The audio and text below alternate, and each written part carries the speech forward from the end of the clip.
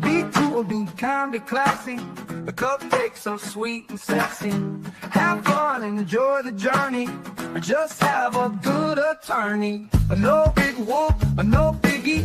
She lives near New York City. And not just a YouTube show. When you know, you better grab a straw. Learn about the law. It's cool here in the shade. Sipping motions of lemonade. Cool heads will prevail, kindness will never fail. Be classy and vastly wise. Oh, Melanie Little is going live. Oh no, where is Melanie? Follow the island's melody. There's a concert within reach. No surprise, she's at Jones Beach. She heard some music far away. Captain Jack Sack Harbor Bay. He sings and his piano plays. Not all sounds are waterways. Speaking Yiddish or Latin, it's not just for Manhattan. It's for Goethe and Michegas. Ridiculous that insanus. Oy vey, Marcus. Proset, that's for schmucks. Be cool, be kind, be classy. My cupcakes sweet and sassy. And not just a YouTube show. When you know. Cool heads will prevail. Kindness will never fail. Be classy and vastly wise. Melanie Little is going live.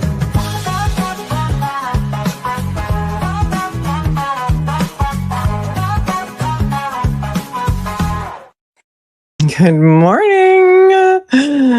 Happy Tuesday. Happy Tuesday, everyone. Today is Tuesday, May 12th, 2026. How's everybody doing today? Hope everyone had a lovely Mother's Day. And got to spend some time with your kids or your mom. And if you had nobody to spend it with, I see you. I'm back to to entertain you today. How's everyone? Good morning. Good morning. I had so many things planned and nothing worked.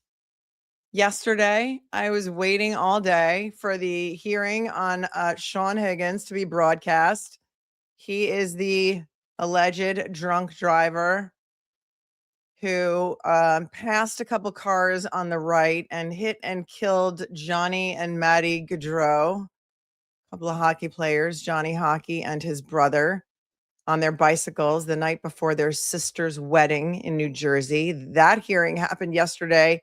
Nobody broadcast it. I can't even find a full broadcast of the full hearing. I can only find clips. When I called the court asking for a Zoom link, they just kept transferring me all around like I had three heads. Nobody knew what I was talking about. Maybe they don't do that in New Jersey. I don't know, but they seem to have cameras in some of the other courtrooms, like just basic arraignments.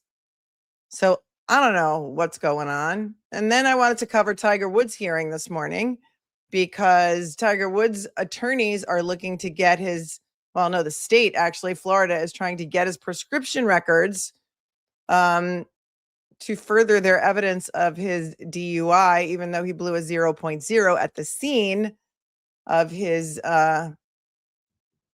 latest car accident. And I don't see that anybody's live streaming that today. Can I just put the call out to Court TV and Law and Crime? Hello? Sometimes we need Cardi B. We're going to talk about Cardi B today, too. Why are you guys both broadcasting the same trials when you are now all the same company?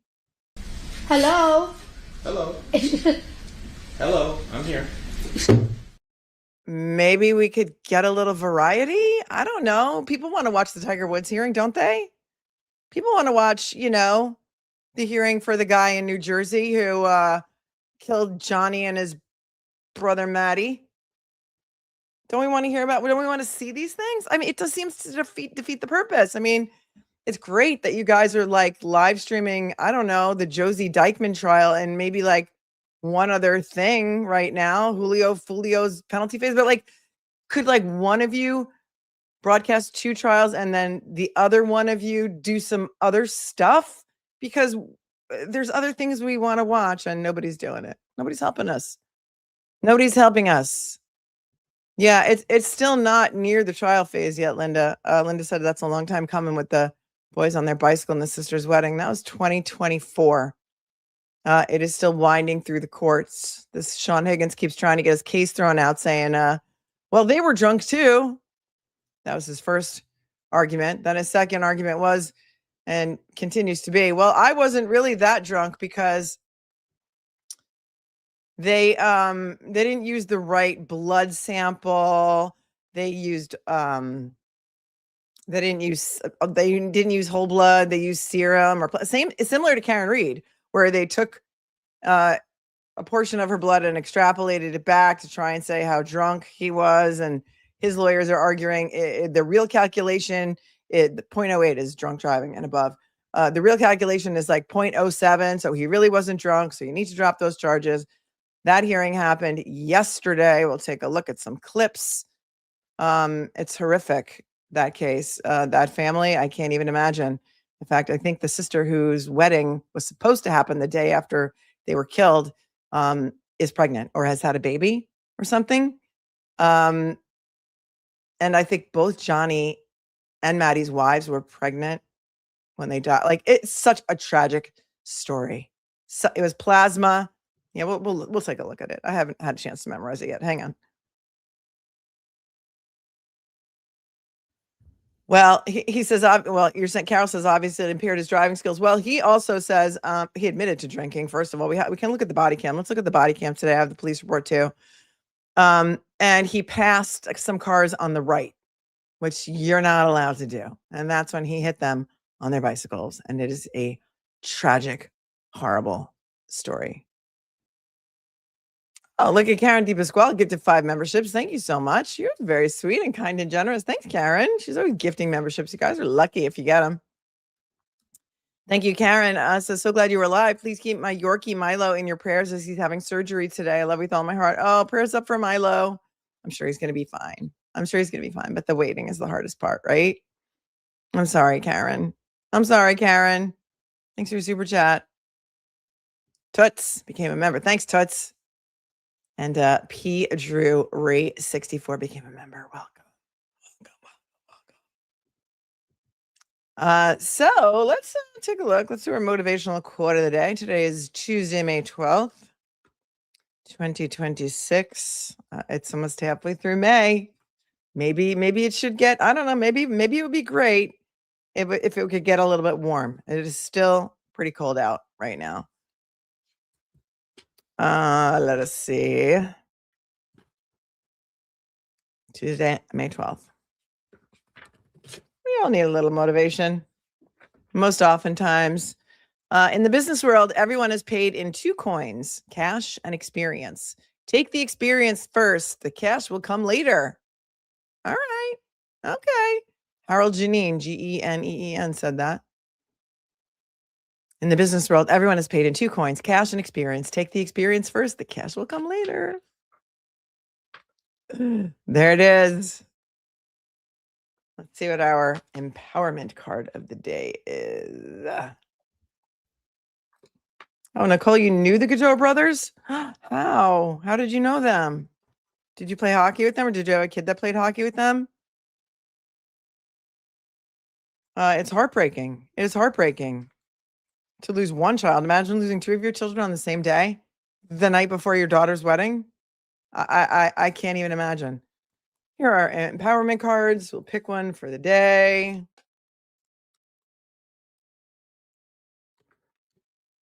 Throw me to the wolves and I'll come back leading the pack. That is your empowerment card of the day. Throw me to the wolves and I'll come back leading the pack. Ow. Wow. Did you need that today? Oh, the price of gasoline? Yeah, if you live in California, it's like $7 a gallon. Here, I think regular was like $4.79 and premium is well over almost $6. It's insane. It's insane. I mean, I don't know. Thank God I don't really drive much. I don't drive much anywhere. So I don't really need a lot of gas, thankfully, because, I'd rather stay home. I would really rather stay home than go anywhere. And so it's crazy. Scott's like, is it a dumb idea to go out and buy a Hemi V8 now? Asking for a friend. How about a Hummer? Do they even still make Hummers anymore? How about like a Tahoe? I know I'm futzing with my hair because I only like got to do half of it today because I was running late. So it's like half done, half not done. I don't know. Maybe I just need a ponytail. Yeah. Is it a good time to buy anything right now? I mean, prices of everything are insane. I was going to show you. Oh, I got so many things to show you. Because I've been falling into rabbit holes all weekend, starting with the pedestrian that was sucked into the engine of the Frontier flight on Friday night. Did anybody hear about that in Denver at the Denver airport? My daughter got on a flight from Denver to home on Saturday morning, and she told me about it Friday. And I'm like, what are you talking about? I didn't hear about that. And have they even identified that person yet? You didn't hear about that? Okay. All right. Let's start there. Let's start there then.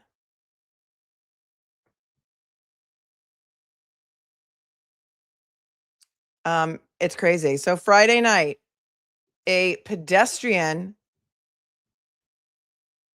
they're saying breached security, but I don't really know how this person breached security as if they were inside the airport. But then this person scaled a barbed wire fence because Denver International Airport is surrounded by barbed wire fencing. Ran across the runway in front of a Frontier flight that was taking off, was sucked into the engine, and the plane had to be evacuated. Thank God that plane didn't take off. The engine caught on fire. The passengers on the plane, something like 244 passengers on the plane, were evacuated down the slides. And they all got off the plane. Thank God. It was not a worker from the airport. It's kind of sketch. It was a Frontier airline flight that was bound for LAX. It happened. Yeah, there were 224 souls and 7 crew members aboard. Everyone was okay. It was an Airbus A321. I mean, you got to see these pictures and the video if you haven't seen it. So hang on a second. And as the people got off the plane, off the little slide, they could see the body parts inside the jet engine. Because why? Because you can't make this up. I don't know if they've identified the person yet. But no, it wasn't Frontier that shut down. It was Spirit. Hang on one second.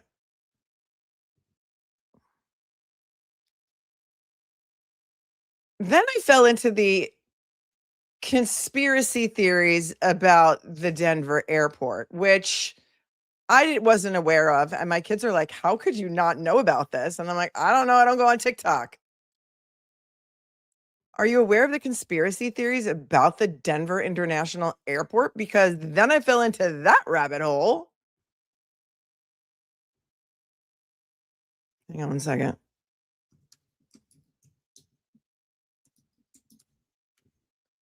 And then they released the audio from the pilot.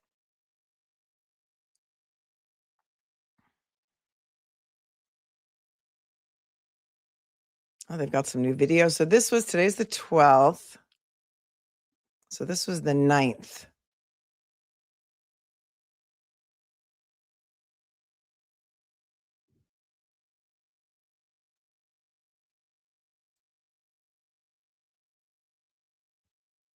Going to see how much we can get through of this. If YouTube is going to like it, probably not. But, sometimes we got to play by the YouTube rules. Sometimes we need to show what we need to show to get the full picture here.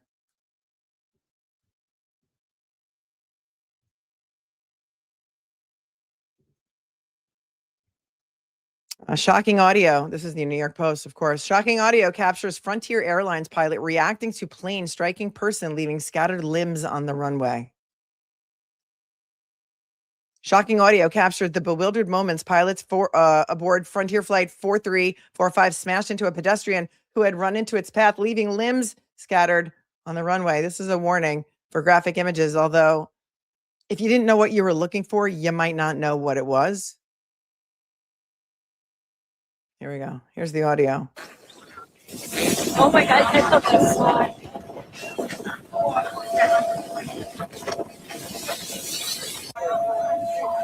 I need you all to move away from the aircraft.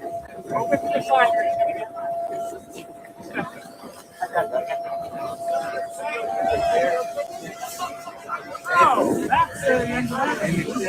Oh, they blurred it. They blurred it. So this you used to be able to see the leg. Oh my God, I thought you saw it.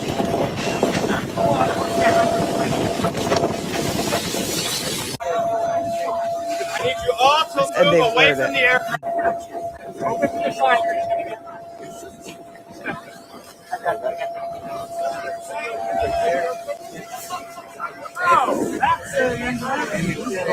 It's basically a trust me, bro, on this. Trust me, bro. You can see like a leg inside that jet engine.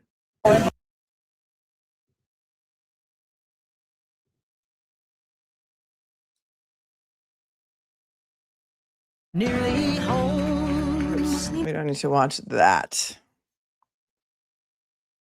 Dallas, I did see that thumbnail, and that was dirty. And I'm not good at why draw attention to it, like the Afro Man effect. I'm deleting that. But trust me, that's my life. They do this to me every single day. Did you get that, Scott? Thank you. Okay, so they didn't play the audio in that one. However, what did I just click on? I must have clicked on something.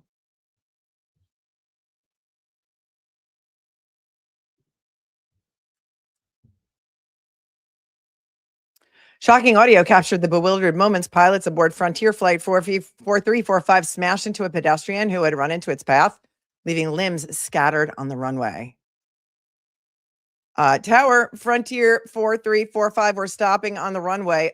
We just hit somebody. We have an engine fire, the pilot said, according to air traffic control audio. I do have limbs on the runway. I believe the aircraft struck an individual. The airport staff continued, adding later, there appear to be human remains on the runway. I mean, first of all, the guy just ran. It's like running into traffic. Okay, here's a picture from further away of all of the passengers off the plane. Now, I have to tell you, my daughter and I, the one daughter who's left home, who's going to be going to college next year, when we went to Hawaii, and whenever we fly, we always get the exit row if we can, always. So we kind of had a little chuckle about it because sometimes you got to laugh or you're just going to cry. It is a very tragic event. It's just horrifying. And I said, I'm like, oh my God, what if this was us? And we were out on the exit row because we always pay attention. You know, we're ready to open the door. We're ready to let the slide out. We're ready to help people. And I'm thinking, I'm totally grabbing my purse. There's no way I'm not grabbing my purse because I am not leaving my credit cards, my money, everything that I need to live, including my phone, on this plane. Okay. And I'm like, we would have been grabbing our carry-ons. We would have been jumping off that plane like, see you later. I'm not waiting around 12 hours for you to figure this out and investigate this and eventually get me my luggage. No thanks. So we had a little chuckle about it, even though there's nothing funny about this. It says here, this woman said, videos from my husband who's on the Frontier flight that just caught fire in Denver. At that point, they really didn't even know what had happened. That's right. Laura says, Melody, you don't drive down a lot because you're always in a rabbit hole. Oh, but trust me, I could go down the rabbit hole in the car because I just queue up videos and then I keep listening to them one after the other. Let us listen to. Here's some more photos. People standing around that engine. There's children. It says the accident sparked a partial engine fire and forced the plane to stay grounded.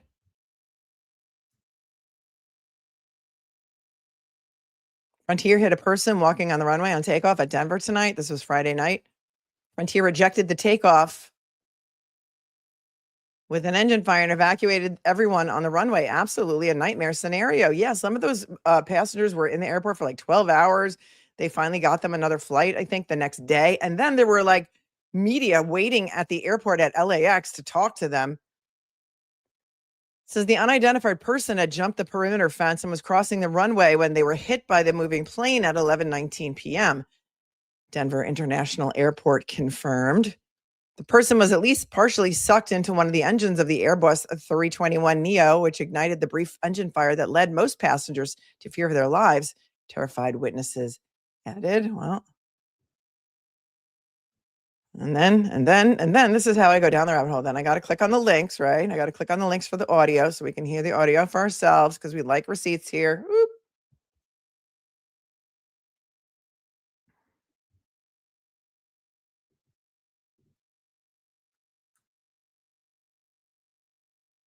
Oh, but it's TMZ. TMZ will strike me if I play it. So it's a trust me, bro, on the audio, unless we find it somewhere else.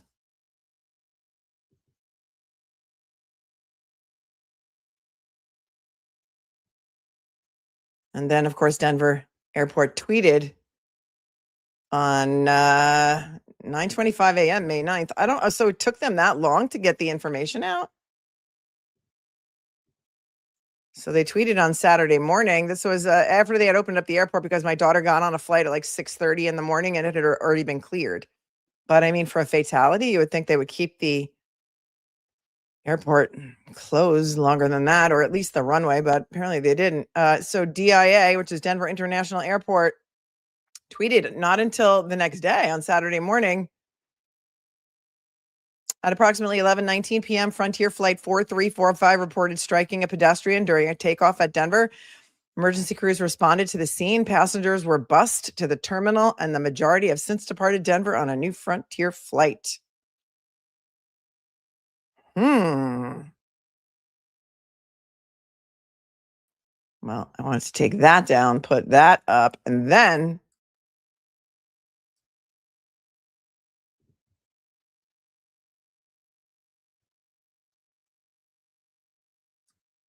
let's see if we can find the audio.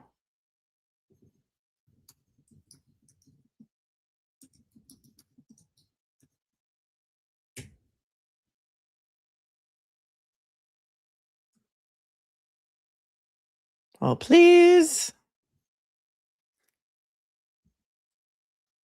Looks like they still have not identified this person. Does anybody have any receipts on them identifying this person yet?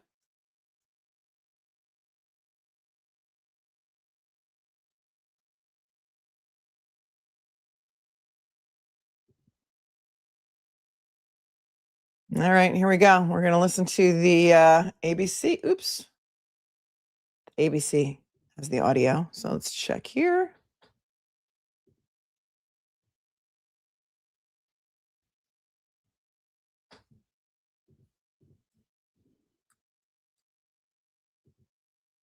Very sad. But I have so many questions. Was he running from the law? We don't even know if it was a he, really, right? News in Denver, a person walking on the runway was struck and killed by a Frontier Airlines jet that was headed to LAX. And now investigators trying to figure out exactly how that person ended up on the runway in the first place. Eyewitness News reporter Dominique Newland live at LAX this morning with new video into our newsroom. Dominique. Irene, Tim, good morning. This is a sad situation for all of those involved. We're still waiting to get details on how exactly this happened, but new this morning, we have video in of the passengers aboard that Frontier plane in Denver headed to LAX. Everybody move away from the aircraft. Everybody get away from the aircraft. Move away from the aircraft. A warning, these details are graphic, but we know the person struck and killed was at least consumed by one of the engines, causing a brief engine fire. We also have audio from air traffic control when the incident took place. Take a listen. Okay, so listen if you can. It might be a little bit low. I'll boost it. Frontier 4345, we're stopping on the runway. We just hit somebody. We have an engine fire. Can you know the souls on board? We have 231 souls on board. There was an individual walking across the runway. We've got smoke in the aircraft. We're going to evacuate on the runway. As you heard, pilots reported smoke in the cabin, forcing them to begin an evacuation via slides. The individual struck was walking on the easternmost part of the runway of Denver International Airport around takeoff just after 11 o'clock last night. At least one minor injury to a passenger was reported, and all those on board the plane were evaluated, and that's standard procedure following an evacuation. In a statement from Frontier, the airline said, quote, "We are investigating this incident and gathering more information in coordination with the airport and other safety authorities. We are deeply saddened by this event," end quote. And as you heard, at the time of that crash, there were 231 passengers on board. There is one Frontier flight that's set to land here at LAX at around 8:55 this morning, but still no word from Frontier exactly when those passengers aboard that affected flight will land at some point here at LAX this morning. And that active investigation will, of course, be keeping you posted on the latest as we get it in. But for now, reporting from LAX, Dominique Newland, ABC 7 Eyewitness News. Truly a tragic story here. Dominique, thank Right. She's the one who was waiting. She was waiting at the airport. Oh, look. After that video was over, it recommended my video. I love when that happens. She was waiting for them to get off the plane so she could talk to some of the passengers. And then, but wait, there's more. Now there's video. There's video of the person being hit. So let me see if we can pull that up for you.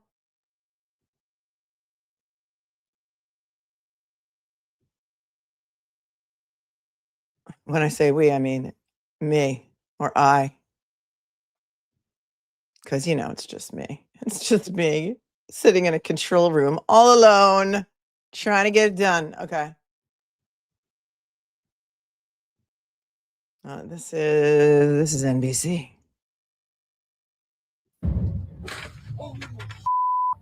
This dramatic video appearing to capture the moment a Frontier Airlines flight hit a trespasser on the runway as it was about to take off for Los Angeles. I heard like a loud boom.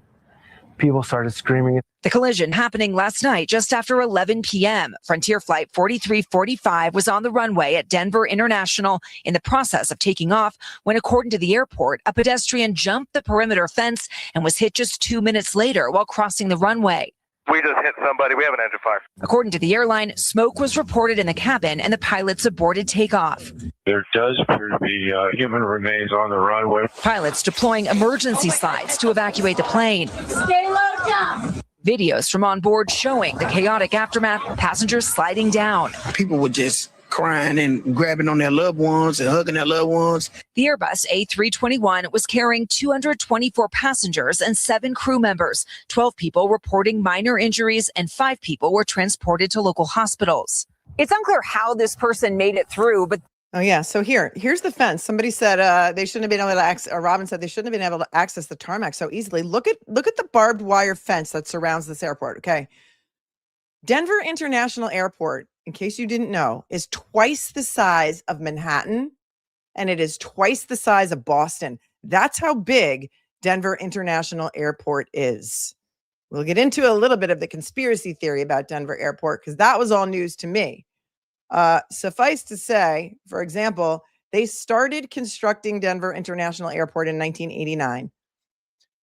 Stapleton was the airport at the time. As I recall, I was there. I was in college and law school, living in Boulder. Stapleton seemed like a fine airport. I don't know why they had to build a new one, but they did. They built this massive airport that looks like a circus. It's like the tents. Maybe they'll show us a long shot of the airport.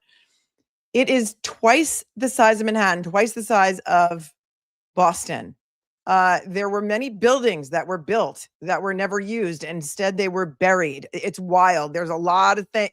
A lot of people have a lot of suspicions about what went on there. For example, it cost billions of dollars. There was never the same contractor kept on the project. So there's not one contractor who knows exactly everything that was built there. It took 2 extra years to build it. It was supposed to be done in 1991. It wasn't done until 1993. We're going to look at some of the TikToks that my daughter turned me on to about it because I'm invested in the DIA conspiracy.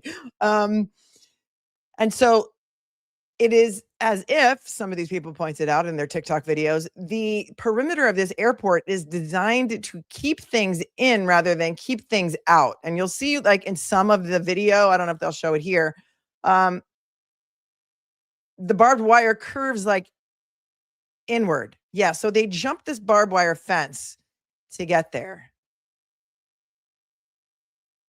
I don't know if it was a suicide attempt. I don't know if they were running from the law. I don't know. Yeah, it's a giant underground city with tunnels. All right, here we go. Let's keep going.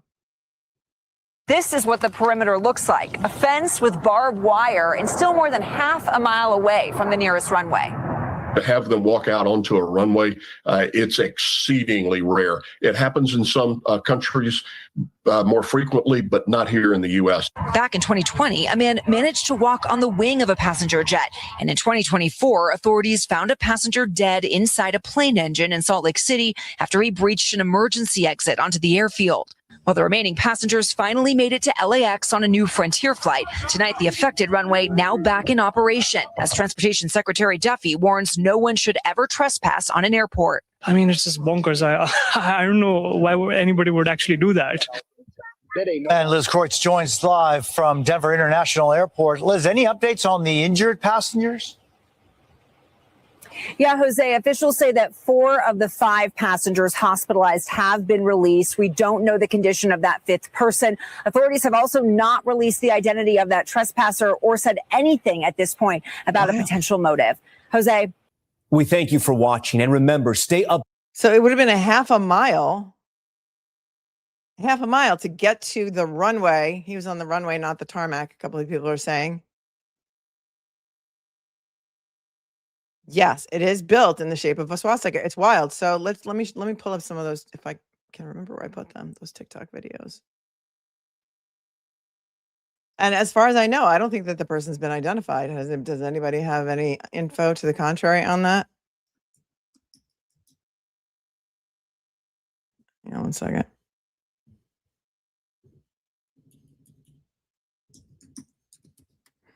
I mean, I got to keep looking because we got to get the most breaking news of all, right?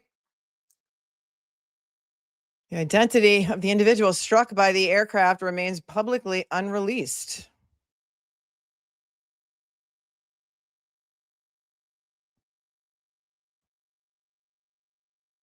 The NTSB is gathering details on the Frontier Airlines evacuation and pedestrian strike.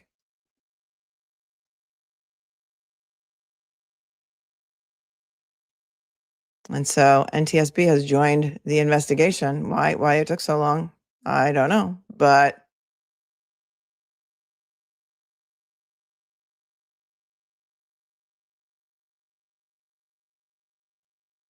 so it includes at least 3 agencies: the NTSB, the FAA, and the Denver Police Department. The bulk of the investigation is being handled by the FAA and Denver PD.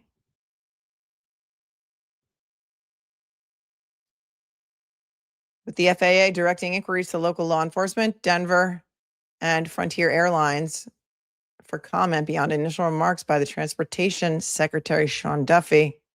Among the matters likely to be investigated are how the trespasser got over the undamaged security fence, why they were there, and how such an incident could be prevented in the future.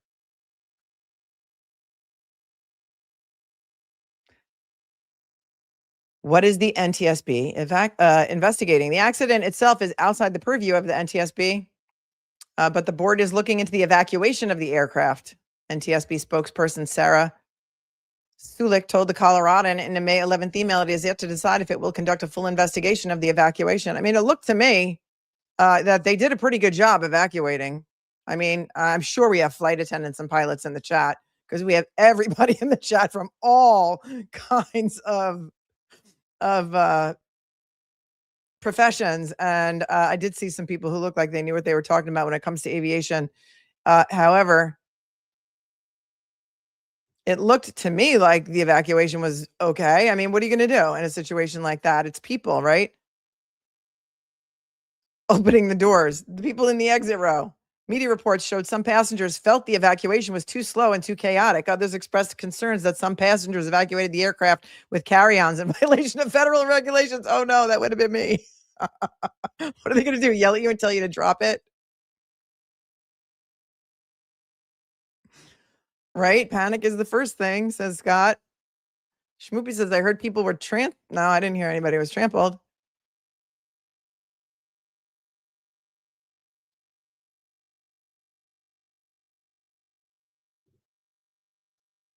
And so they have yet to identify the person, describing them only as a trespasser who they did not believe worked at the airport. The Denver Medical Examiner's office is expected to release the person's identity later.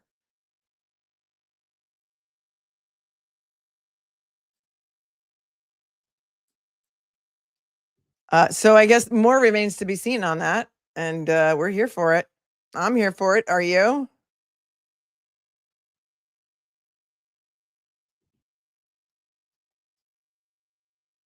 Let me take you to...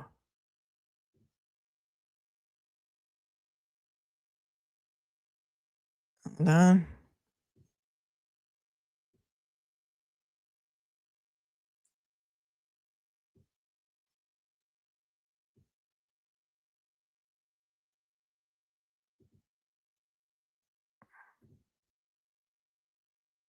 You know, sometimes we have to go to TikTok because these people fall into rabbit holes worse than I do.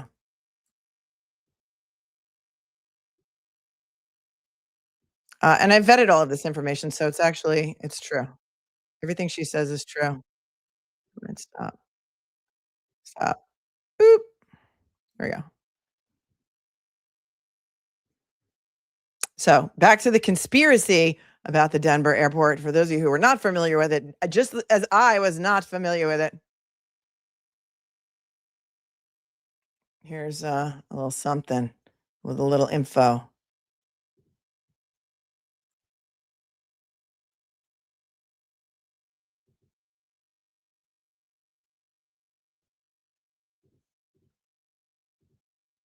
These girls on TikTok are funny. They're doing their makeup while they're talking to us. But here we go. Deep dive down the lore of the Denver International Airport between the hours of 1 to 2 a.m. any given day. Doesn't matter when it's going to happen, but it always happens every 3 years. For those of you who have not every 3 years, like clockwork, I deep dive down the lore of the Denver International Airport between the hours of 1 to 2 a.m. any given day. Doesn't matter when it's going to happen, but it always happens every 3 years. For those of you who have not been down this rabbit hole before, I'm going to take you down there with me because it's just so insane. All the legend, by the way. Have your own mind. You can make your own interpretations. Okay, we're all adults here. Maybe some of us, not all. It's the Wonder Skin lip liner. I know, I noticed it too. It's the Wonder Skin, and then she peels it off. Don't worry. This is how the kids do it. Blucifer. Yeah, you're going to see Blucifer. All right, let's keep going. All of us. To understand how crazy some of the stuff they actually have inside the airport is, you kind of have to understand a little bit of the history. So the process of building this airport actually started in September of 1989. It came in to replace the Stapleton Airport, which was a perfectly fine airport. There really wasn't any issues with it. Maybe some debates about it overcrowding a little bit. Officials came in and they were like, actually, we're going to close down this airport, open up a new one, make it bigger than Boston, as well as Miami, San Francisco, Paris, and Manhattan. We're going to set the budget at, let's say, like $2 billion. We're putting a lot of money into this airport, making it massive. But this is not what happened. They ended up opening up 2 years late because they had so many construction mishaps. Several of the buildings were constructed very incorrectly, whether it was the wrong location, wrong size, a design flaw. Ultimately, instead of demolishing these buildings, which is like the normal way to get rid of a building, they were like, oh, just bury it. Huh? Ultimately, around 5 to 6 of these buildings were just buried. During the process of building, they were also hiring out a lot of different contractors. So it's thought that there isn't like a singular person that really knows the full scale and full capacity that is DIA. There's a lot of people online that theorize that maybe some of these buildings that were buried underground are being used for something else. A lot of people on How do you bury buildings underground? How do you bury buildings underground?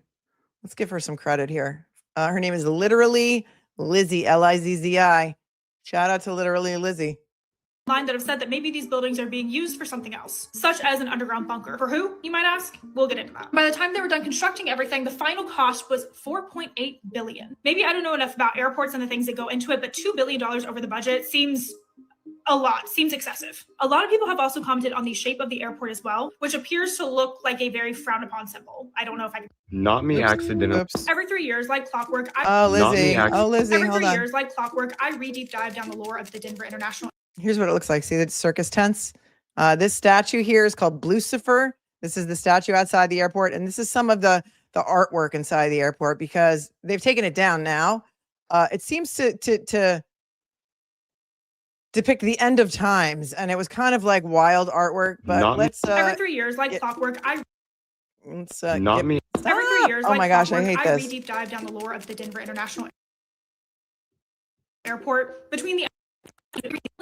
So it's thought that there isn't like a singular person, a lot of different houses buried. During the process of building, they were also hiring out a lot of different contractors. So it's thought that there isn't like a singular person that really knows the full scale and full capacity that is DIA. There's a lot of people online that theorize that maybe some of these buildings that were buried underground are being used for something else. There's a lot of people online that have said that maybe these buildings are being used for something else, such as an underground bunker. For who, you might ask? We'll get into that. By the time they were done constructing everything, the final cost was $4.8 billion. Maybe I don't know enough about airports and the things that go into it, but $2 billion over the budget seems a lot, seems excessive. A lot of people have also commented on the shape of the airport as well, which appears to look like a very frowned upon symbol. I don't know if I can say that on here, which I don't really see this one as much unless you're like really looking for it. But one of the designs about the place that does truly creep me out is that the whole thing is surrounded by barbed wire that's facing inwards, almost as if you're keeping something trapped in as opposed to keeping something out. And you might be thinking, oh, that is kind of a weird construction process, but at least it ends there, right? Well, the way that they've decorated this place is really what's fueled the rumors, starting with the massive colorful murals that are inside. These murals have this eerie post-apocalyptic feel to them with a military figure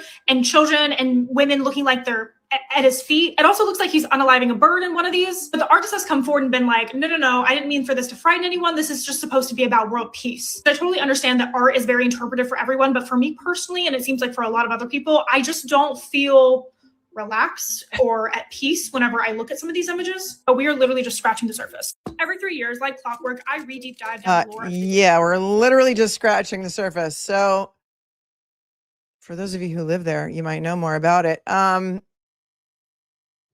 Here's another thing. So this statue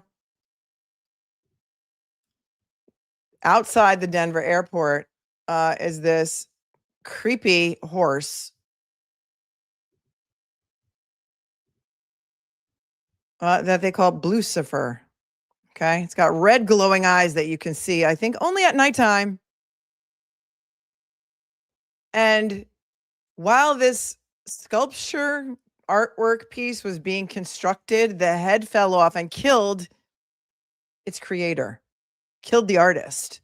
And then his family continued the building of Lucifer, and they used it anywhere.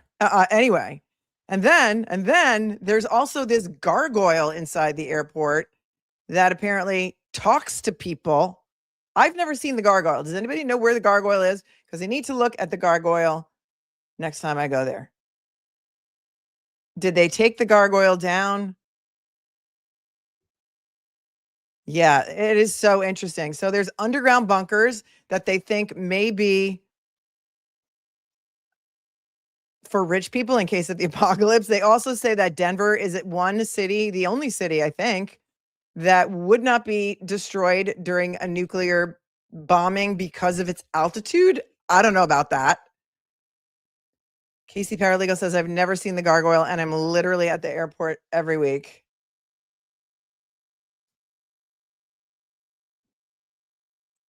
You could see the red eyes during the day too.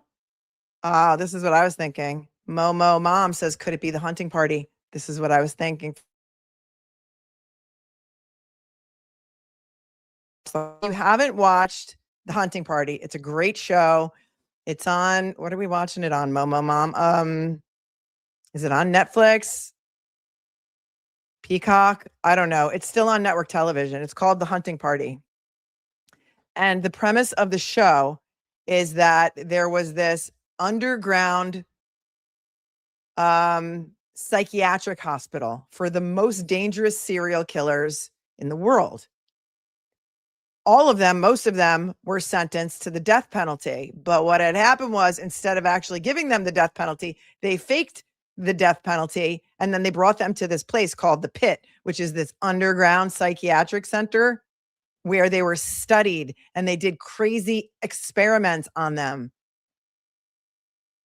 And so that's what I was thinking too. Is it like the Pit under there? Not the Pit, the other show that I watch about the emergency room, but the Pit psychiatric hospital with serial killers. Because listen, I was in Colorado in the 90s, right? Late 80s, early 90s. There was always crazy stuff going on there. Like at NCAR, the weather center, like nobody ever knew what was going on over there. It was like Plum Island kind of stuff.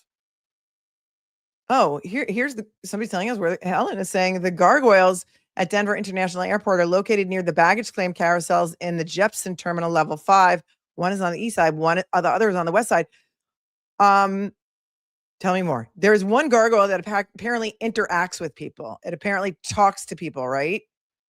And it has scared like some people. I saw some TikToks of that.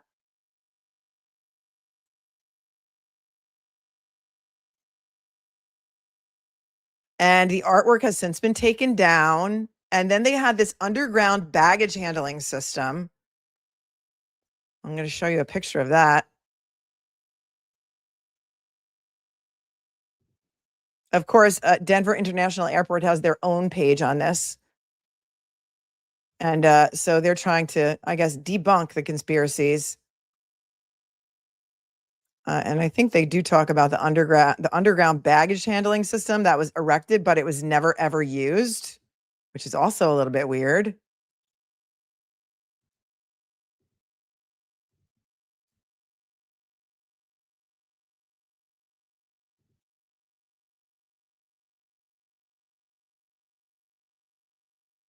And just like some of the creepiness of the artwork and stuff.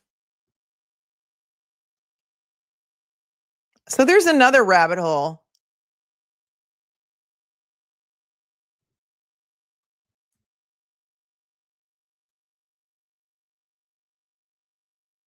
There's also a rumor that the DIA is home to secret coffin tunnels, that there's all kinds of tunnels that run underneath the airport with secret underground tunnels.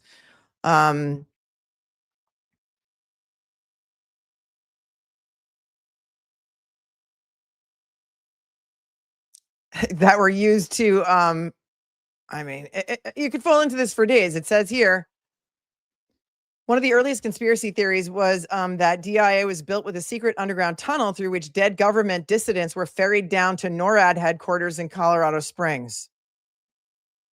You might think, why would anybody claim coffins were shuttling around the airport? But the idea isn't quite as crazy as it sounds.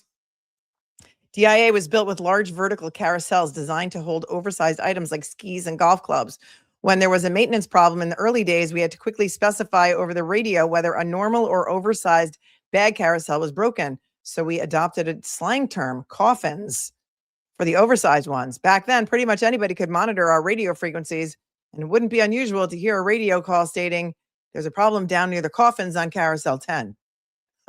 What?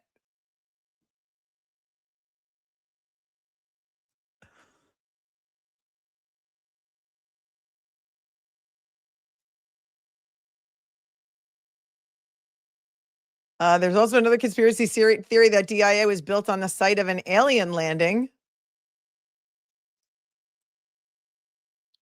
That the coordinates for the alien landing site in the movie Close Encounters of the Third Kind point directly to the center of DIA.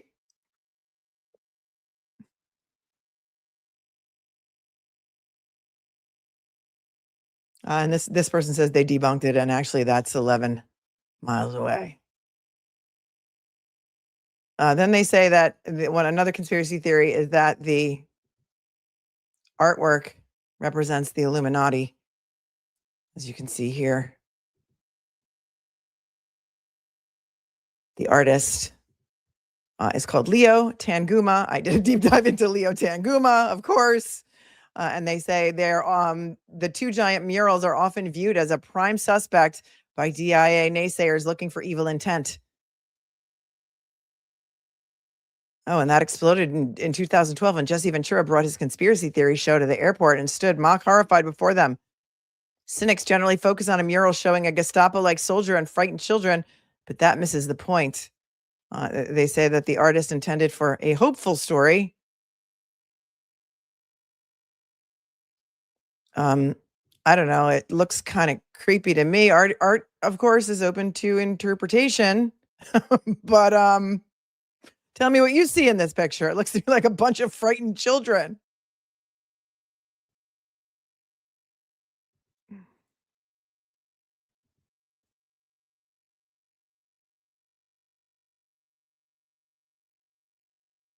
People think it's haunted. Let me see if I can find the underground baggage system.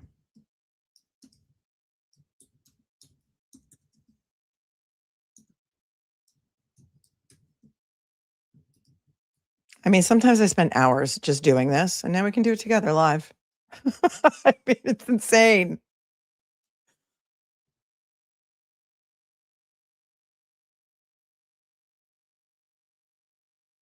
All right, here's all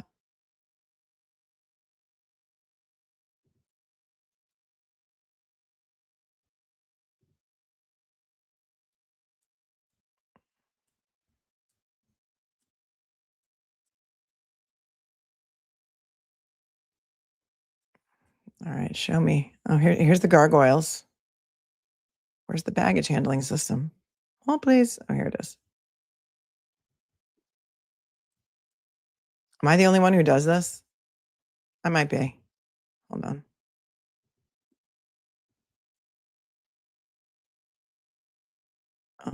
A local's guide to DIA conspiracy theories. So here's the baggage handling system, this underground baggage handling system that was never used, apparently. Apparently it was never used.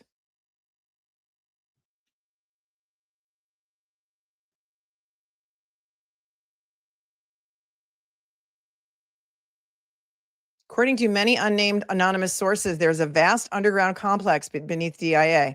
A variety of conspiracy sites claim that much of the chaos and turmoil during the airport's construction was actually deliberately engineered. The claim goes that by constantly altering plans, changing contractors, and shuffling around construction crews, nobody would have a clear picture of what exactly was being built. Well, nobody but the lizard people, of course. I don't know about the lizard people. This claim is somewhat undermined by the fact that they also like to frequently cite one anonymous whistleblower who claimed to have worked on a construction crew and therefore knew exactly what was being built. So here's the underground baggage handling system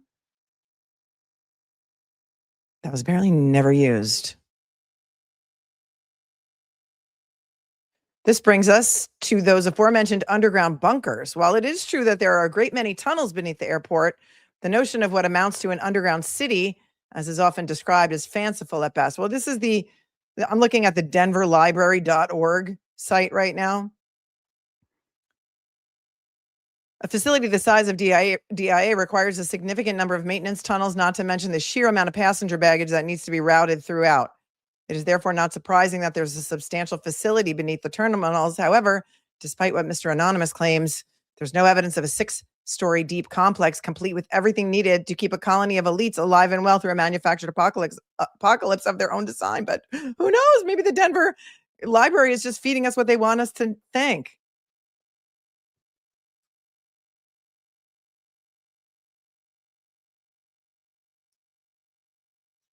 Let's go back to the gargoyles here.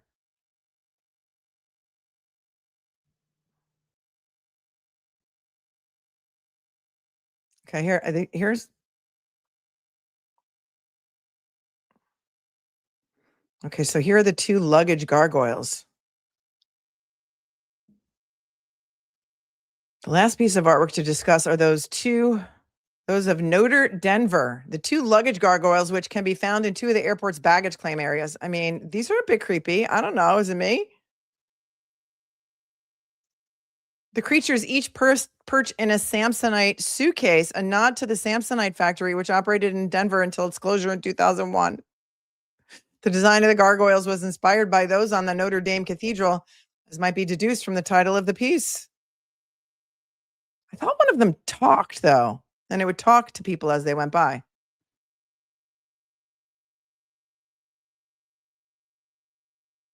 As with the gargoyles of Notre Dame and many other examples of Gothic architecture, the idea is that the creature protects all they oversee. According to their creator, artist Terry Allen, they are posted in baggage claim to ensure your luggage arrives safely, on time, and at the correct carousel. Despite their innocuous tongue-in-cheek nature, their demonic visages have nevertheless led to some to conclude that they are further evidence of the airport's sinister secret purpose.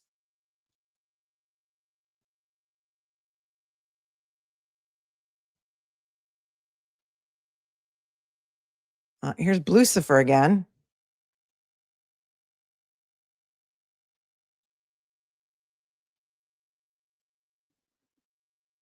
The fact that Luis Jimenez, the artist who created the sculpture, was killed when a piece of the artwork broke loose and severed an artery in his leg has undoubtedly helped fuel the rumors and speculation regarding the 32-foot tall creation.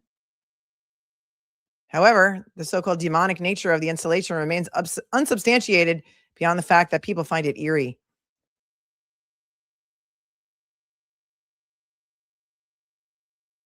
Then it goes on to talk about the artist a little bit.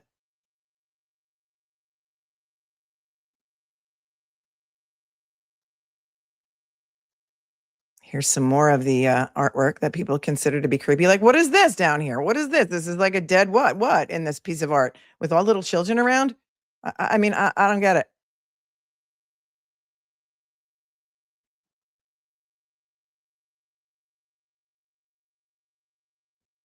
More artwork. It looks like this child over here to the right is in a coffin, and this child to the left is in a coffin. I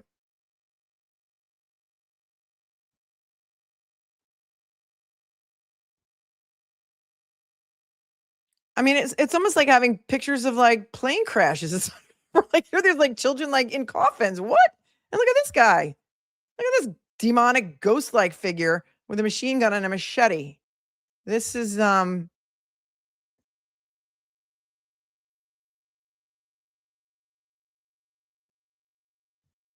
was also some theories about the Masons being involved and some of these engravings inside the airport with this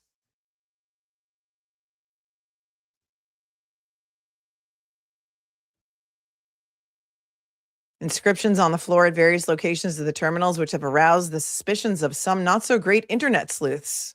Oh, come on now. In many cases, there's a claim that the engravings are in some secret Kabbalistic language that nobody outside of some fetid secret society knows what they mean. In actuality, they are in the Navajo language, and the translations are as follows. Besh Dit Guy, the mountain, white metal. Okay, so they're saying all of this stuff is legit. There's one other item inscribed on the floor, which has had quite a fuss made of it, despite being arguably the least mysterious of the lot. It's an image of a minecart with the cryptic letters AU, AG inscribed within.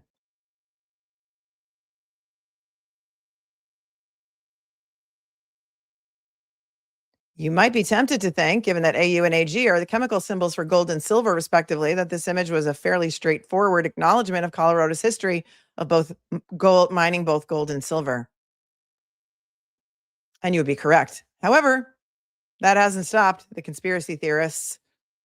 The claim relating to this inscription is that it secretly reveals the means by which the Illuminati, reptilians, and or New World Order will wipe out the bulk of humanity. The AUAG ostensibly refers to a virulent pathogen known as the Australian antigen. Of course, an antigen is something that actually triggers an immune response, not a pathogen itself, etc. We're the Denver Library, and so we are going to debunk that theory.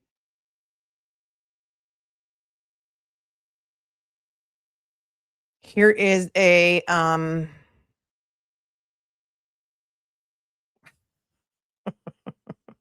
here's a, I don't know what this is, some sort of stone inside of the airport that people say is related to the Freemasons. It's a capstone. It's the dedication capstone at the airport.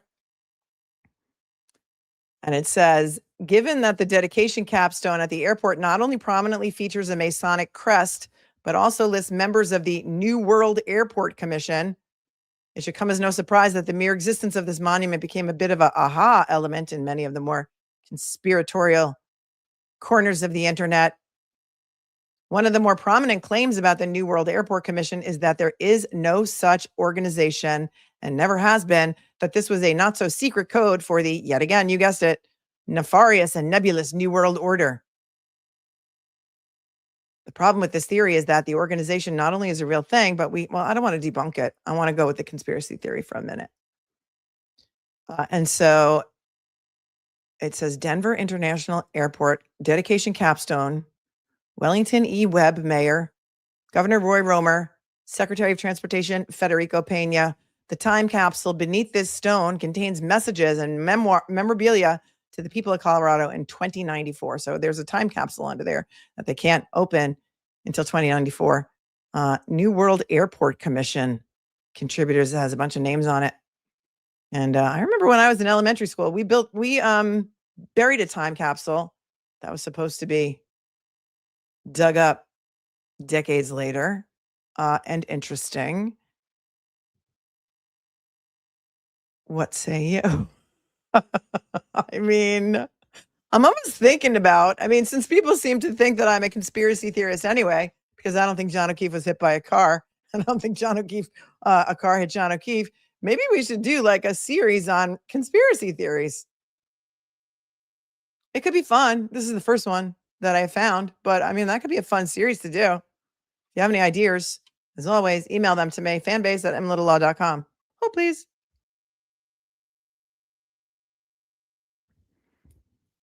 See, this is what Scott McGinnis says.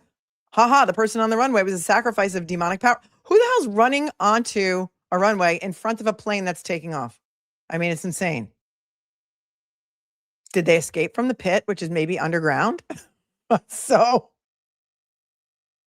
every episode of The Hunting Party, by the way, is the team trying of the FBI, CIA, I'm not sure what they are, trying to, special forces, trying to capture one of the serial killers that has now escaped because there was an explosion at the pit, the underground psychiatric hospital.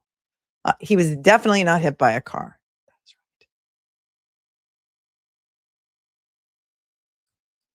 right. A conspiracy theory would be a fun, wouldn't that be a fun series to do? I think so. Yeah. All right, cool. Wouldn't that be fun? Hell no, Emily. And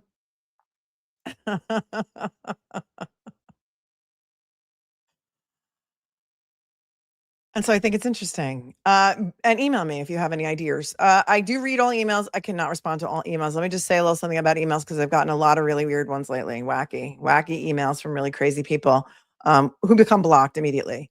This is not a crazy person, but there are several people who send me documents, their own legal documents, and ask me to review them and ask me to represent them or refer them to an attorney, etc. I don't do that. I cannot review your case for you. I cannot refer you to an attorney. What I will suggest to you is that if you are looking for an attorney, the best way to do that is to call the bar association, your local bar association, and ask for a referral to a lawyer in your area that handles the type of law that you need a lawyer for, whether it be landlord-tenant, whether it be criminal, whether it be anything. That's not the type of work that I do. Yeah, like housing, landlord, tenant. I don't do it. I can't read your documents. I can't give you legal advice. I don't practice in your jurisdiction. And so I just can't do that. Also, I love when you send me ideas for shows. But if you send me an email such as there's this great story about this guy in Florida who did a thing.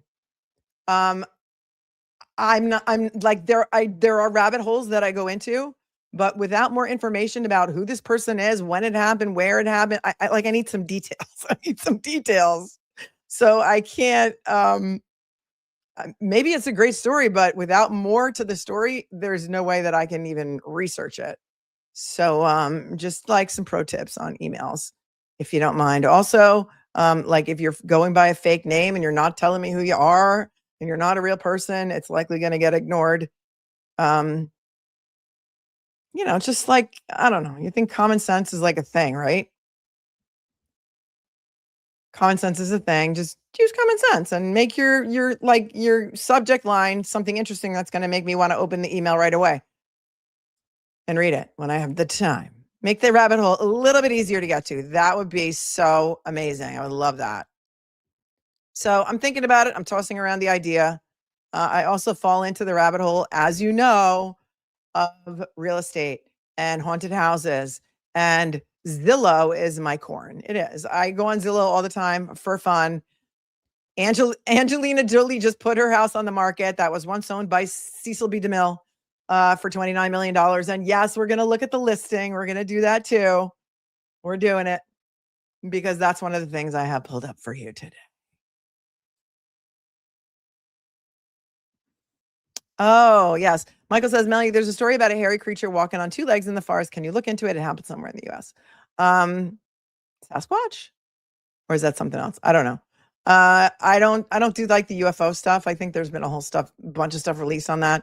I don't know. I'm just not that interested in it. I'm more interested in like, I don't know, cemeteries and haunted houses and, the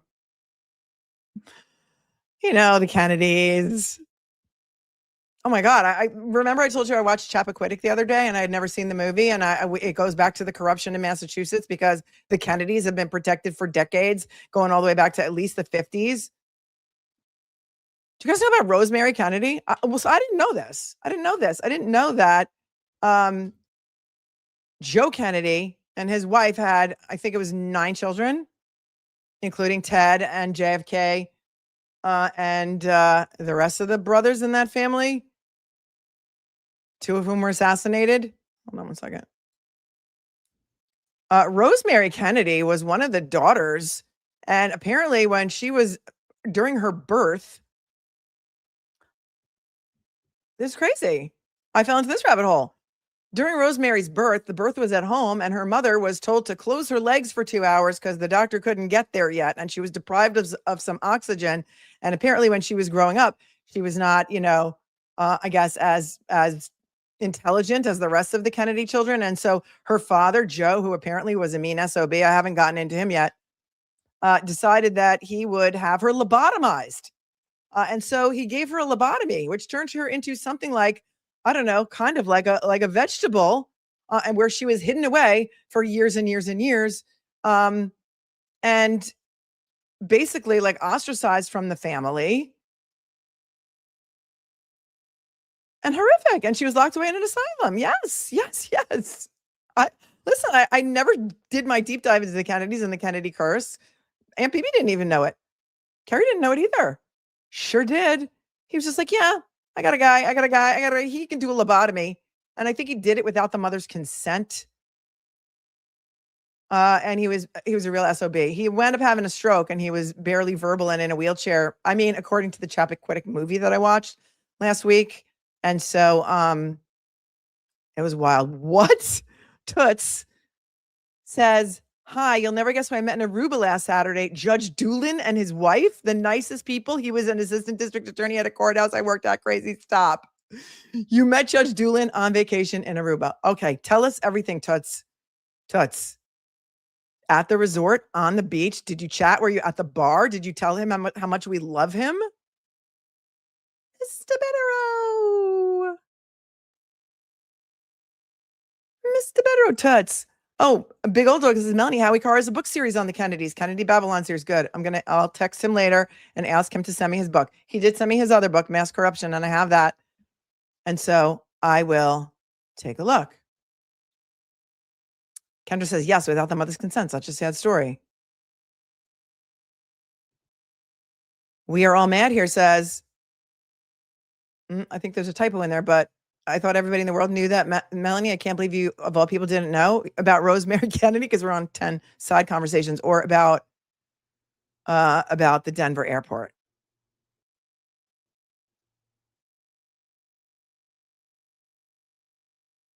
Overruled, sit down. Says, my grandmother always says Joe Kennedy made a deal with the devil.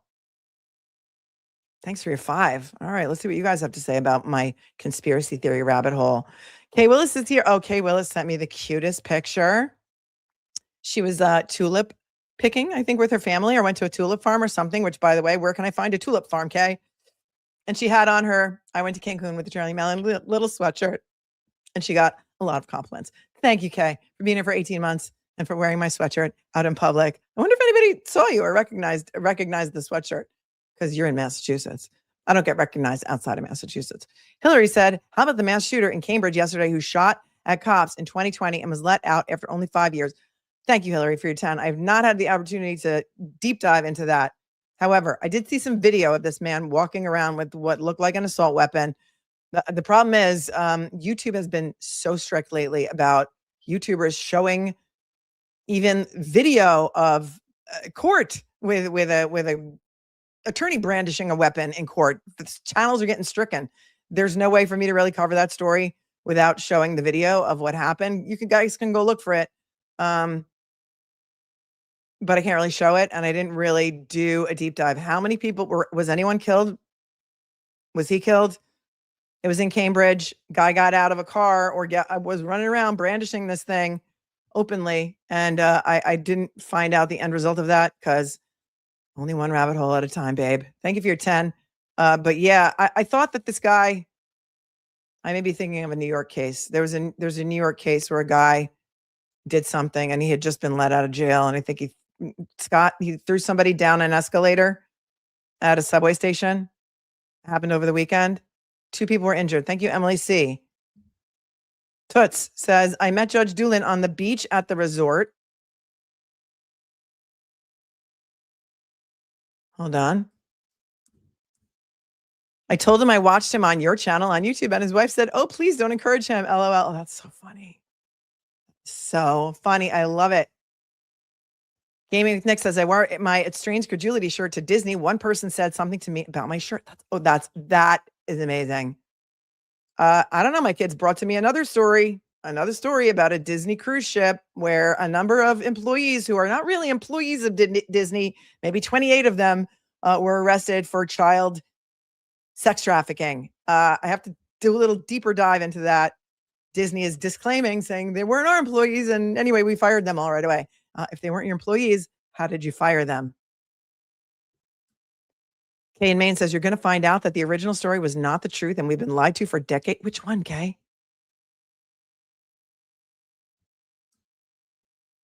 Now I got the one about Rosemary Kennedy or the one about the Denver airport. I don't know. Chair Walker says, yes, he knows what I'm talking about. In New York City, he was released and an hour later, he pushed a 71-year-old down the subway stairs. Like a big staircase, right? 420M, me mom of 3, the one in New York. He was let out of a mental institution moments before it happened. They brought him in there to get evaluated. He was released within an hour. Yep. There's that.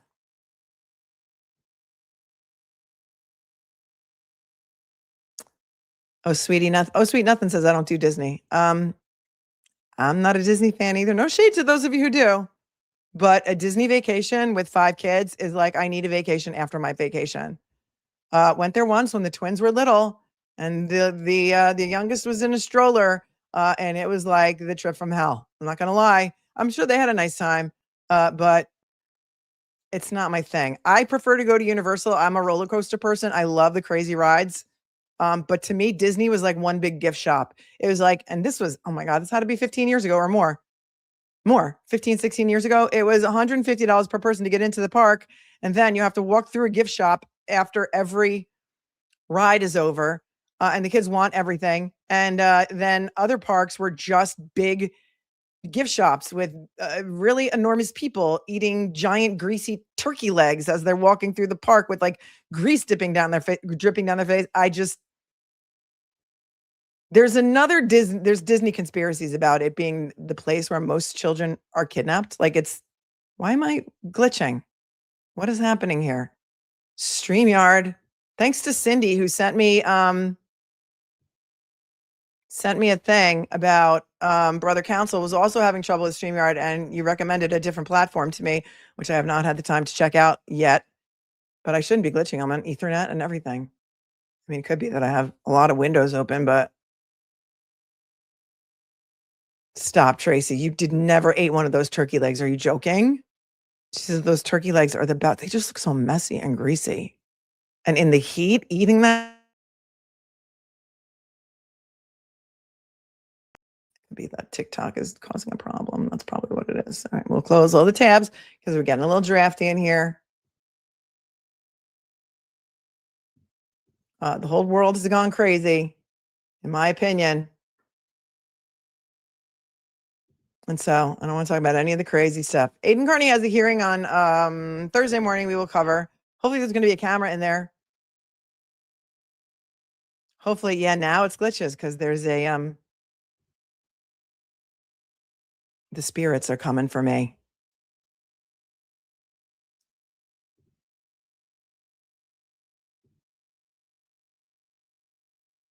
Oh, I didn't read any book about the Kennedys, but somebody said that Howie Carr wrote a couple of books on the Kennedys or one book on the Kennedys. Robin says, I went to Disney World when adult prices were $3.50 and children were $1. Much of the park wasn't opened yet. What? You don't look that old, Robin. I don't know when that was. Aiden's Thursday. Aiden is, today's only Tuesday, right? Aiden's Thursday, right? Emily's like, I don't want to talk about any of the crazy stuff. Aiden Carney has a hearing as an oxymoron. I know. That's what reminded me of it. I don't want to talk about all those crazy people that are talking about him and all the crazy people that are talking about other things and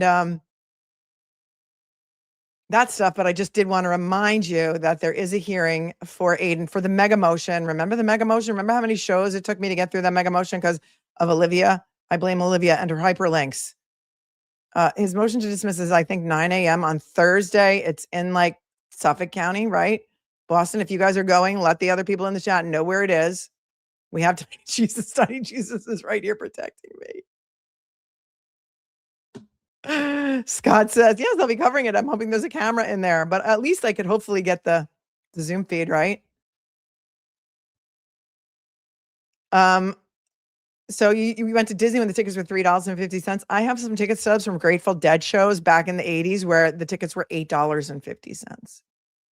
$8 to $11.50. $11.50 maybe to see the Grateful Dead at Nassau Coliseum, the Worcester Centrum, Philly Spectrum, like all those. Was it the Philly Spectrum and the Worcester Centrum or the reverse? I don't recall, but Foxborough Stadium, like tickets were like $10.50.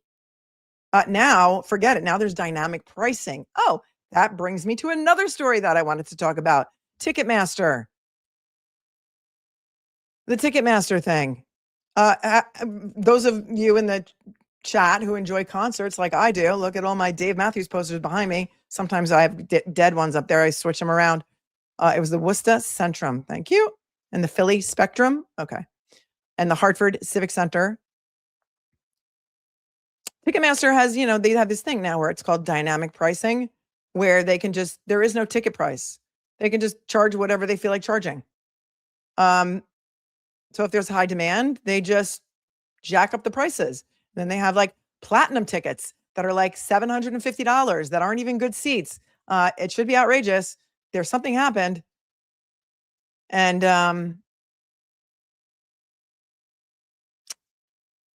they got in trouble. And so that was a lawsuit that I wanted to cover. I hate Ticketmaster. I've always hated Ticketmaster. They're paired up with Live Nation, and so they were telling certain artists, like, if you don't use Ticketmaster, you can't come and play at our venue. And that's what they do. Yeah, it's like buying lobster in a restaurant, market value. Yeah, right. If you have to ask, it's too expensive. If you have to ask, you can't afford it. It's outrageous. I agree. I think it's outrageous.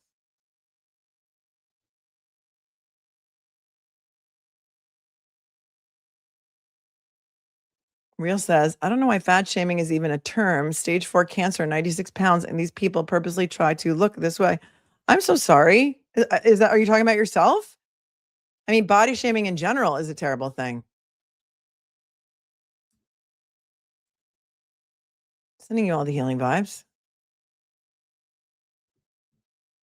Georgia Cat Mom says, you always find the most interesting stories. Oh, there's more about Mike Vrabel and Diana Rossini.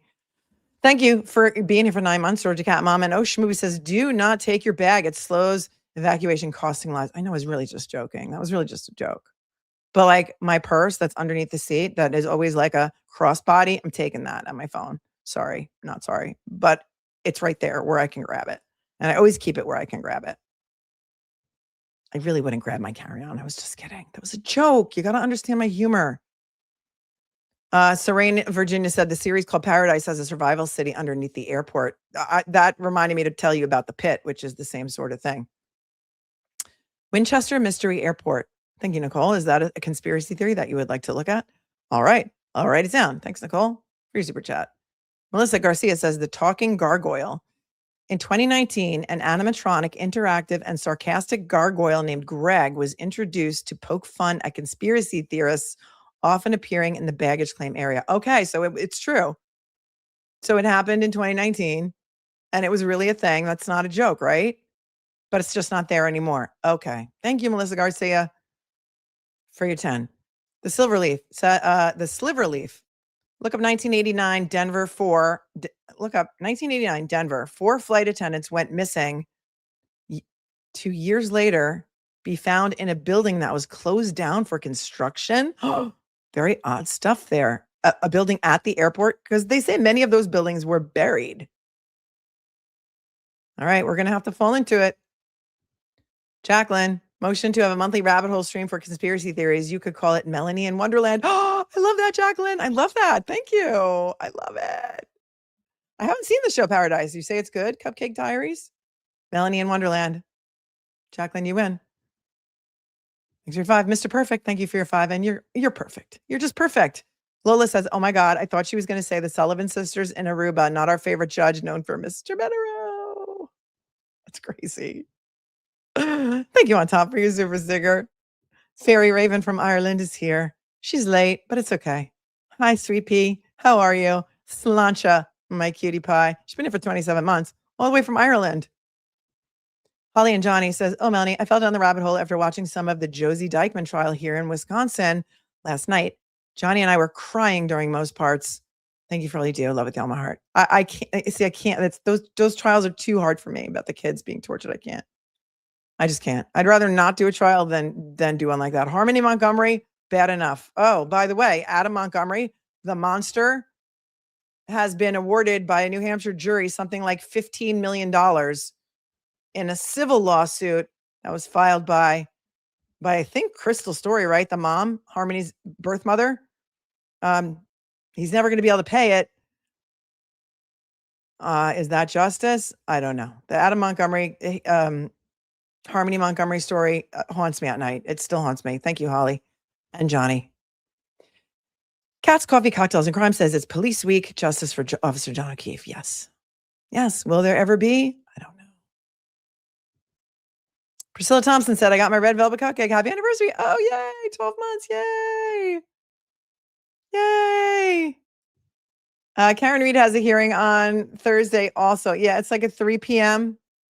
Zoom hearing that I'm not allowed to broadcast live. I usually do those on replay, but if it's just like a status thing, they're so boring. They're so boring. But we'll cover them because you want to cover them. Nothing happens. They just kick the can down the road. Sometimes people get yelled at. Sometimes they don't, you know. Sometimes Mark Diller has a prepared script and talks about clickbait lawyering and canceling of depositions. And meanwhile, he's supposed to be the one driving the bus. Flyer Keeper says the 4 flight attendants was on Christmas Eve, 1989 at Stapleton, not DIA. Thank you. But if that was 1989, it's when they had already broken ground. They were constructing DIA, right? They were, because it started in 1989. It was supposed to be done by 91. Done by 93. Oh, please.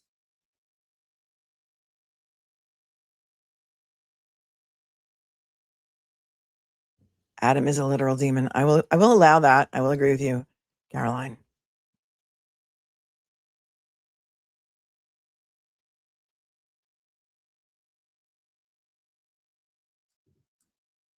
I think this is about Josie Dykeman. True crime lover says dad is just as guilty. Cannot believe they're only charging her. Both should be charged. Yes. Zoe is pointing out that reading from a script is a requirement for any official working in Norfolk County, Massachusetts. Yes. Yes. Agreed. All right. Thoughts, questions, comments, concerns before we move along.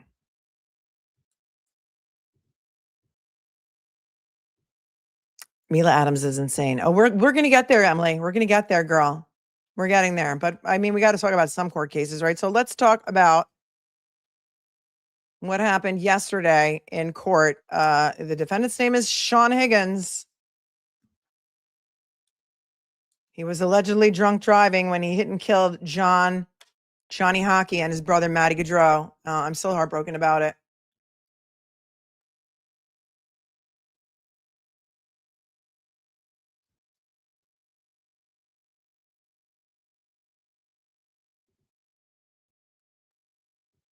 His name is Sean Higgins. So come with me, if you will, all the way back to, this was in 2024. I recall that. I just remember the exact date. I think it was in the summertime.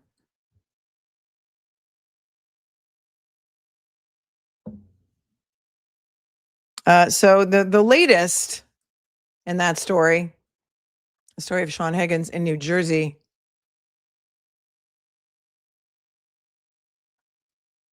Sean Higgins, 45 years old, was arrested in August of 2024 after striking Johnny Hockey Gaudreau and his brother Matthew with his car in Salem County, New Jersey, as they biked home from their sister's wedding rehearsal. This was devastating. We cried. We cried.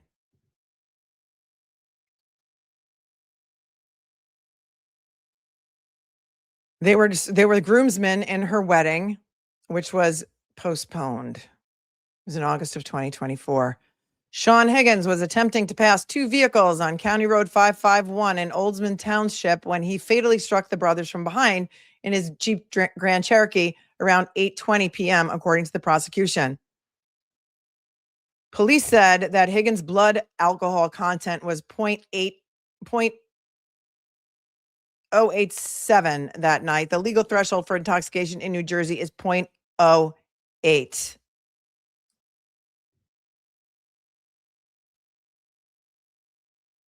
Grand jury later indicted Sean Higgins on 2 counts of reckless vehicular homicide, 2 counts of aggravated manslaughter, and related crimes. But Higgins' attorney, this is the latest that's happening in this case, Richard Kleinberger III, said that prosecutors relied on a blood sample that was not properly converted to get an accurate blood alcohol content reading. This is very similar to what happened in Karen Reed. In Karen Reed, she was not specifically tested for DUI. When they do that in Massachusetts, I am told that they either have a trooper come down to the hospital or they do it at the scene. She wasn't. She was making suicidal statements to her father, I think. And so they had her sectioned. They tried to anyway. They had an ambulance take her to the hospital where John O'Keefe died or was pronounced. And they took her blood, like maybe they did a CBC or a blood panel, which contained an ethanol level that they then extrapolated something like a year and a half later to get back to what they thought her blood alcohol content was at the time. I thought it was bogus. I still do. It was way too wide of a swing. They said it was like between 0.13 and 0.29, which is like, that's too wide of a swing for me. But anyway, back to Sean Higgins. His attorney said had the sample been handled correctly, they would have found that Higgins' blood alcohol level that evening was slightly below 0.08, the legal threshold for intoxication. And by failing to properly handle the test, prosecutors withheld exculpatory evidence from the grand jury, he said, and as a consequence, the indictment should be dismissed. They've tried several times to have this case dismissed. To date, it has not been. It is still pending. He has been in custody ever since August of 2024. He's lost quite a bit of weight in jail. We're going to look at some footage, which is unusual because if you listen to Jennifer Coffendorfer, she will tell you that every prisoner gains weight in prison because of all the carbs.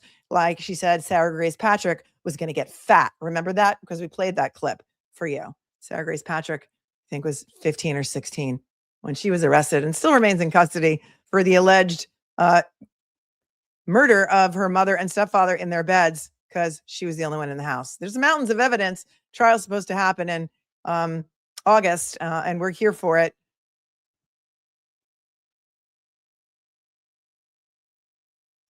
So the hearing on this motion to dismiss was yesterday, May 11th, in Salem County, New Jersey. Salem County prosecutors say that their case against Higgins is strong and that Kleinberger's finding does not alter their conclusion that Higgins had acted recklessly and with an extreme indifference to human life. The thing is that the DUI part of it is like an upcharge. And so I haven't done the deep dive into New Jersey law, but I'm imagining that if he was drunk, he would serve more time.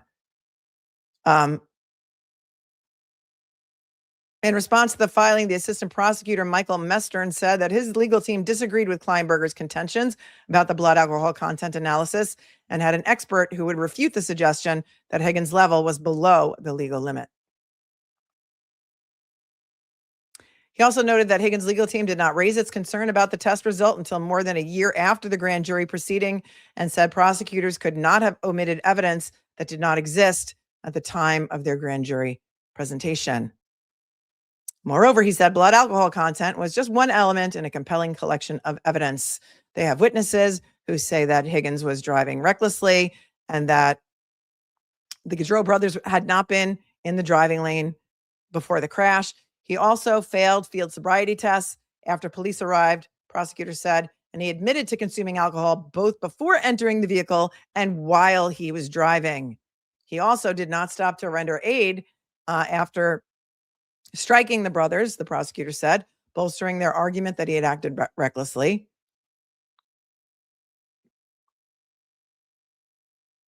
The deaths of Johnny Hockey Gaudreau, age 31, and Matthew, age 29, shook the hockey community. Both men played at Boston College, and Matty Gaudreau went on to play in the minor leagues and coach youth teams. Johnny Gaudreau, known as Johnny Hockey by fans, played 8 seasons in the NHL with the Calgary Flames and 2 with the Columbus Blue Jackets and was a 7-time All-Star. Let's take a look.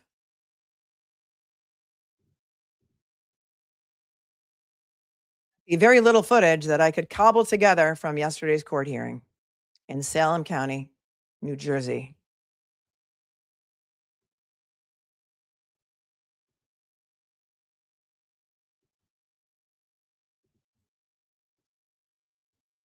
So that you can see what happened in court.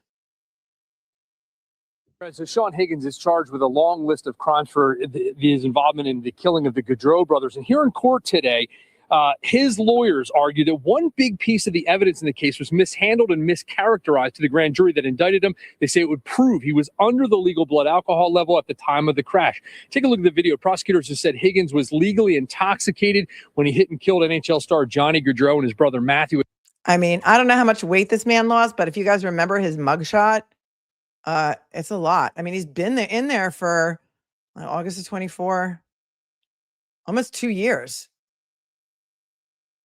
As they rode their bikes, it was just the day before their sister's wedding in late August of 2024.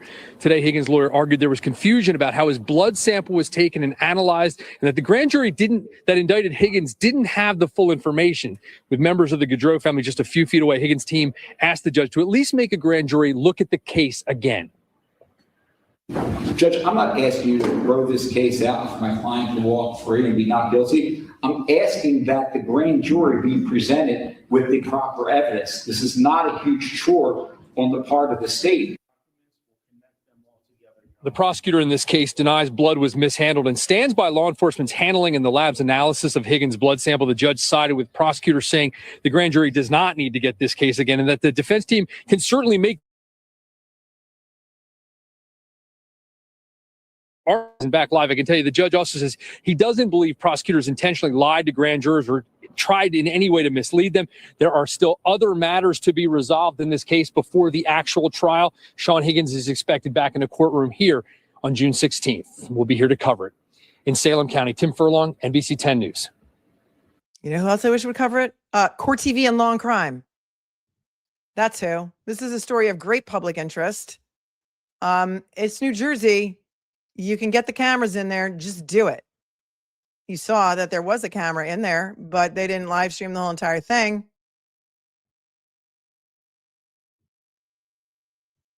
because I don't know why. They just didn't. Let's check out another news station because this is all we can get. And it's annoying, but the case has not been dismissed. It is going ahead. He's coming back in June. I don't know when they're going to try this case, but it seems like a long time. Here we go. Breaking news right now out of Salem County, New Jersey. Sean Higgins returning to court this afternoon for a pretrial hearing. Okay, there's his original mugshot. I mean, he's a shadow of his former self. He is the driver accused in the deadly crash that killed Johnny and Matthew Gaudreau. Thanks for joining us at 6. I'm Chris O'Connell. The big focus today in court was his blood alcohol level on the night of the crash. The Gaudreau brothers were riding bikes on the eve of their sister's wedding when they were hit by a car. Higgins was driving, allegedly killing them while drunk driving. Our Jenny Joyce was in court today. Jenny, what's the latest on this case? Good evening, Chris. So tonight, the judge did deny the defense's motion to dismiss the indictment, saying that if there is, in fact, new evidence in the case, it should be introduced at trial. They do not need to go back to a grand jury to present this evidence. Sean Higgins' defense team is disputing the prosecutor's blood alcohol findings in the case, arguing that the grand jury was presented with inaccurate evidence when it indicted Higgins on charges of reckless vehicular homicide and aggravated manslaughter in the August 2024 deaths of Johnny and Matthew Gaudreau. The defense argues that Higgins' BAC of 0.087% was based on plasma, and when converted to whole blood, experts determined the actual BAC to be 0.075%, which is below the legal limit. However, the prosecution says the blood work was properly handled and tested, producing an accurate BAC of 0.087. Judge, I'm not asking you to throw this case out for my client to walk free and be not guilty. I'm asking that the grand jury be presented with the proper evidence. This is not a huge chore.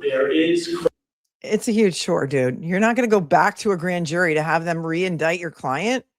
How about that is something that you argue at trial, right? That my client, you can't really find that he was legally drunk because my expert is going to come in and say that his blood alcohol was not over the 0.08. It was really under 0.08. So just, get rid of the drunk driving charge and call it reckless driving or something else, involuntary manslaughter, instead of whatever the top charge is right now. But they wanted to actually take it back to a grand jury. That's a wild ask. That's a wild ask. Credible evidence to support the claim that there was a BAC level of 0.087% that was presented to the grand jury. There was no half-truths. There was no misleading or misdirection on the part of the state. In August of 2024, brothers Johnny and Matthew Gaudreau were out riding their bikes in Salem County near. Oh, look at Johnny with his 2 little babies. And I think Maddie's wife, I think she was either pregnant or she just found out she was pregnant after he died. I don't remember exactly. Maybe you guys do. If you do, I'm sure you will correct me. And the USA hockey team did a tribute and brought the kids out on the rink, on the ice. We watched that one day. That was, I cried about that too.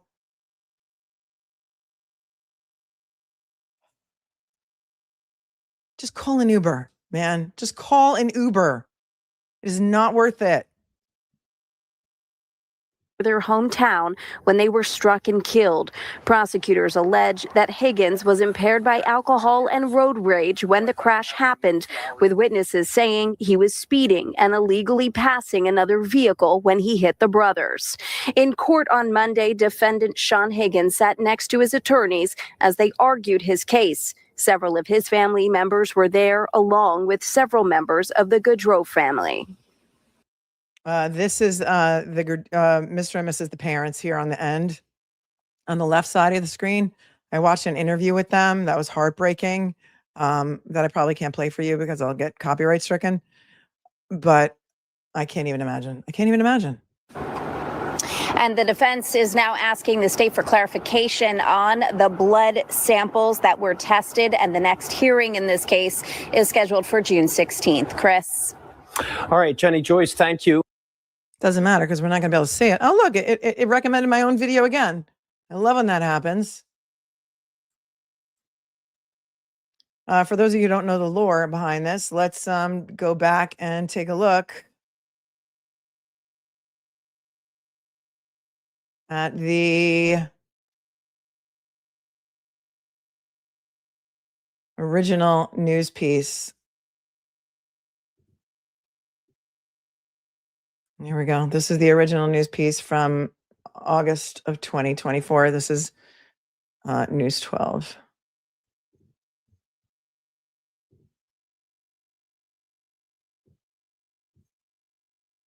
You can also find, I think it was Johnny's wife who did the eulogy. You can find that on YouTube. You'll cry. You'll cry. If you ever just need to cry, pull that one up. It's unbearable. Unimaginable tragedy. A hockey star and his brother have died after being hit by a suspected drunken driver not far from where they grew up. 31-year-old Johnny Gaudreau, who plays for the Columbus Blue Jackets, and his 29-year-old brother Matthew were riding their bikes when they were killed. They were supposed to be groomsmen in their sister's wedding today. News 12 New Jersey's Jim Murdoch is outside Gloucester Catholic High School this afternoon, where they both went. Jim. Johnny and Matthew Gaudreau, both natives of Carney's Point, were in town for their sister's wedding, which was to be held today, but now a shocking tragedy. Both of those brothers were also scheduled to be groomsmen. The hockey world stunned at the loss. So state police say they were both in Oldman's Township, Salem County, while riding their bicycles just after 8 o'clock last night along Route 551 and were struck by 43-year-old Sean Higgins. Both brothers died at the scene. Police say Higgins is suspected of being under the influence at the time and is charged with 2 counts of death by auto. Johnny Gaudreau was known as Johnny Hockey. In 2014, he began his NHL career and played for the Calgary Flames. He achieved all-star status 7 times. Johnny spent the last 2 seasons with the Columbus Blue Jackets. His brother Matthew played for Boston College and then in the AHL and ECHL before returning to his roots here at Gloucester Catholic, where he was the head coach the last 2 seasons. Earlier, we spoke with a sports journalist who covers the Blue Jackets in Columbus, where Johnny played those last 2 seasons, about why he was so popular. I think he's one of the few hockey guys who really transcended the sporting world. Like it can be difficult for even star players in the NHL to reach an audience beyond the hockey world. And Johnny did that. The nickname certainly was known by people, even if they weren't NHL fans, Johnny Hockey. Tributes already coming into the brothers from throughout their careers, including the principal of Gloucester Catholic right here saying, quote, Johnny and Matt were incredible hockey players and students, but even more amazing human beings. I will continue to pray for them and their families during this unimaginable tragedy. More reaction also from the Columbus Blue Jackets. In part, quote, Johnny played the game with great joy, which was felt by everyone that saw him on the ice. The impact he had on our organization and our sport was profound, but pales in comparison to the indelible impression he made on everyone who knew him. And Boston College tweeting this statement saying in part, quote, Johnny Gaudreau was not only one of the greatest players, but also one of the nicest. Matthew was a gifted player and beloved by teammates.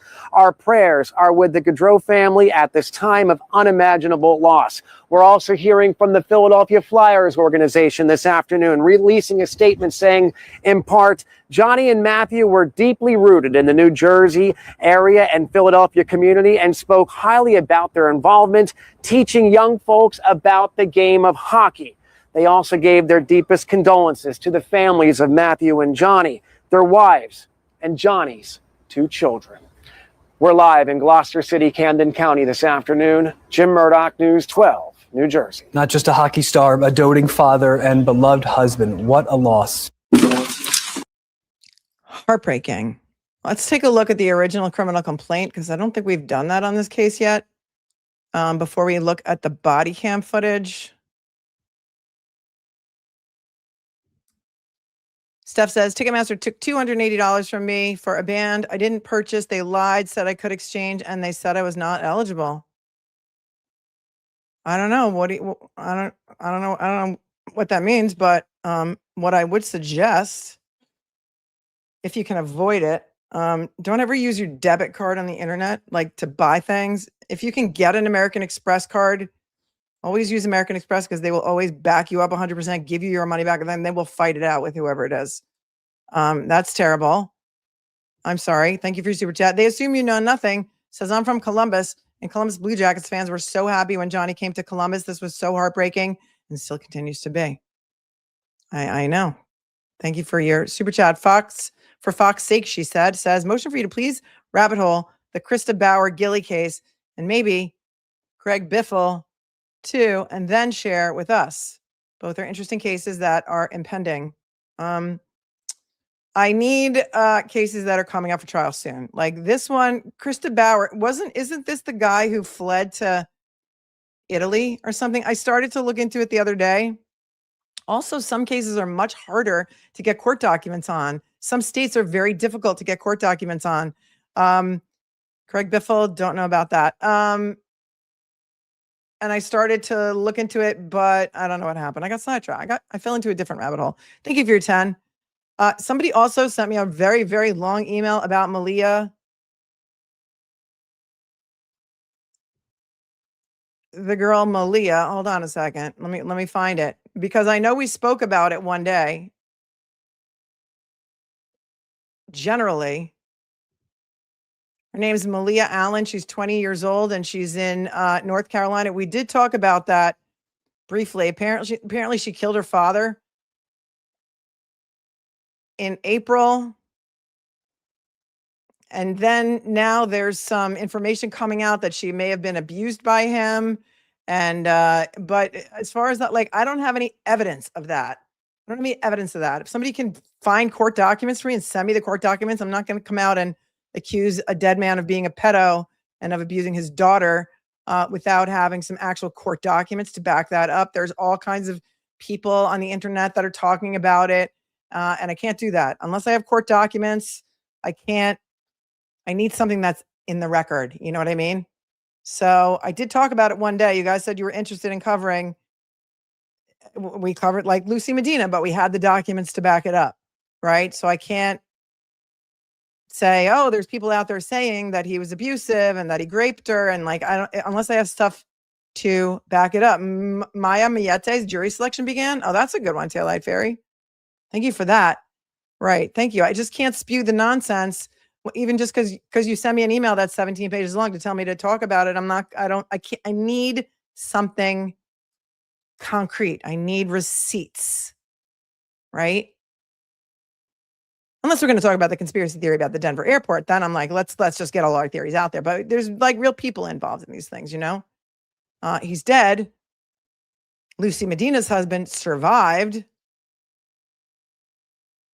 And so I just need receipts, you guys. I just do. I had a dream last night about Michael Proctor. I know, it's crazy. And I'm going to twitch. I had a dream. And in my dream, Michael Proctor was a really, really, really, really nice guy. And in my dream, he was like the fall guy for all of these people who were like cackling and laughing in the background about how Michael Proctor is the only one facing any ramifications for what happened. And I don't know, the dream is like haunting me a little bit. It is. I don't know. It's weird. It's weird. I just had to tell you about it. And also, I had an experience with a mouse the other day. Oh my God, the mouse. Remind me to tell you about the mouse. All right, because first, before I get sidetracked again, let's get into the Sean Higgins police report. Here it is.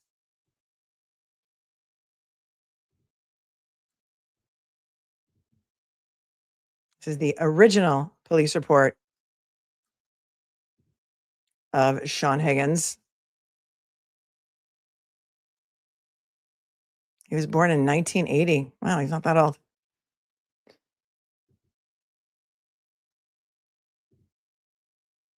And here we go. By certification or on oath, this is dated 8/29/24 in Oldsman Township, Salem County, New Jersey.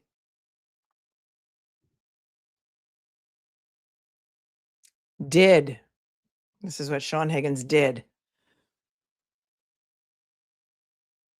Commit vehicular homicide by operating a vehicle, a black Jeep Grand Cherokee bearing New Jersey plates, recklessly, causing the death of Mr. John Gaudreau, born in 1993, specifically by operating his vehicle in a reckless manner and unlawfully passing a vehicle which was directly in front of him on its right side.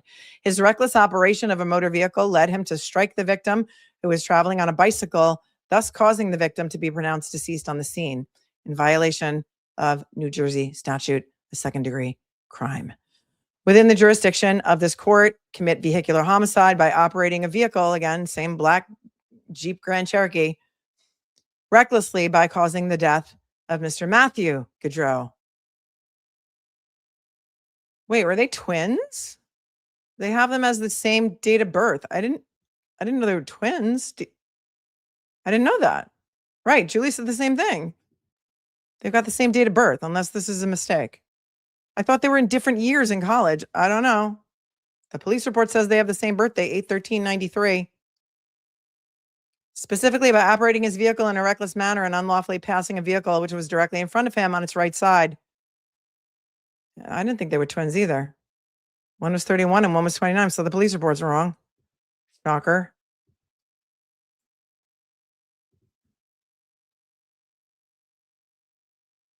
His reckless operation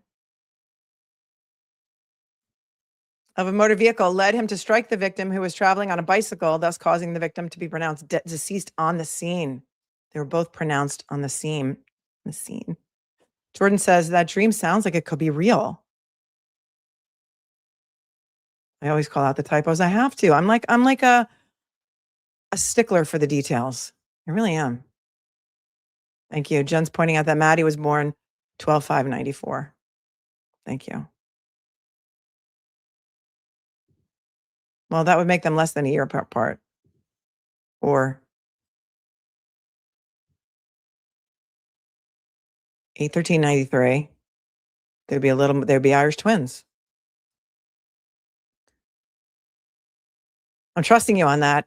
I'm assuming you Googled it, Jen. I'm assuming that you Googled it. Don't put stuff in the chat unless it's real, because I need real details. Google is your friend.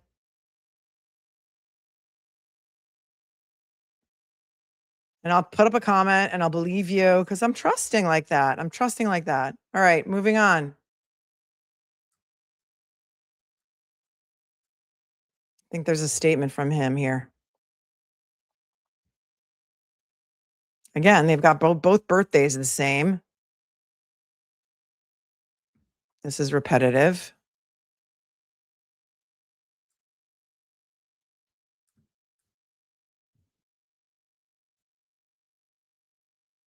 Here's the offense description: reckless death.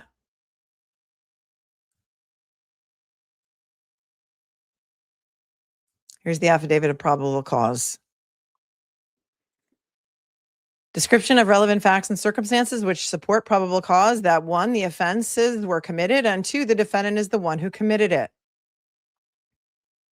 On August 29th, 2024, Woodstown troopers responded to 63 Pennsville Auburn Road, Oldmans Township, Salem County, in reference to a motor vehicle accident involving 2 bicyclists. Upon arrival, I made contact with the driver and sole occupant of a black Jeep Grand Cherokee bearing New Jersey plates. The driver provided a New Jersey driver's license and identified himself as Sean Higgins. Mr. Higgins stated that he had struck 2 pedestrians who were riding bicycles. While interacting with Mr. Higgins, I detected the strong odor of an alcoholic beverage emanating from his breath. Mr. Higgins stated that he had consumed approximately 5 to 6 beers prior to the accident. I administered standardized field sobriety tests to which he failed. Mr. Higgins was ultimately placed under arrest, reference DUI, and transported to the New Jersey State Police Woodstown Station. Shortly thereafter, or soon after, the Honorable Judge Malistine authorized a telephonic search warrant for the blood of Mr. Higgins. Mr. Higgins was transported to Mannington Inspira to provide the same. Through witness interviews and a post-Miranda interview of Mr. Higgins, the following was learned regarding the accident. Mr. Higgins was operating his vehicle northbound on Pennsville-Auburn Road, and there were two vehicles directly in front of him, which he described as a sedan and an SUV. He then entered the southbound lane and passed the sedan, at which time he observed the SUV also enter the southbound lane. Mr. Higgins thought the SUV entering the southbound lane was a counteraction to prevent him from passing. Sounds like road rage. Correspondingly, he re-entered the northbound lane of travel in order to unlawfully pass the SUV on the right. It should be noted that investigation revealed that the SUV had entered the southbound lane to create distance from the bicyclists who were operating on a narrow shoulder.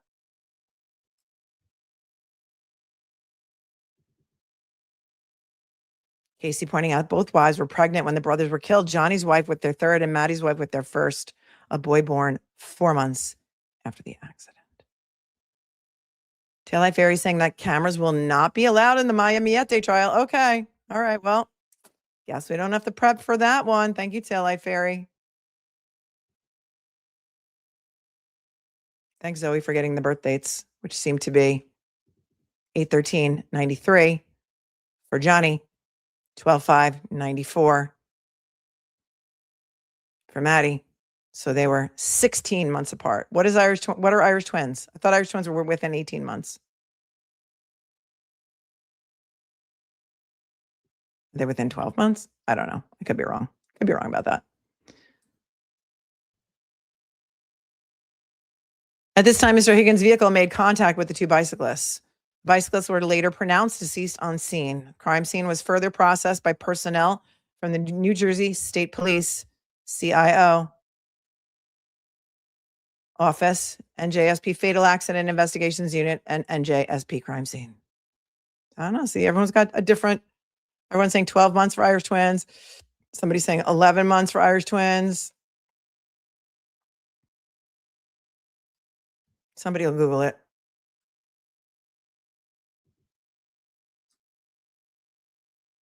Two, I am aware of the facts and above because included but not limited to your observations, statements of eyewitnesses, defendant's admission, etc.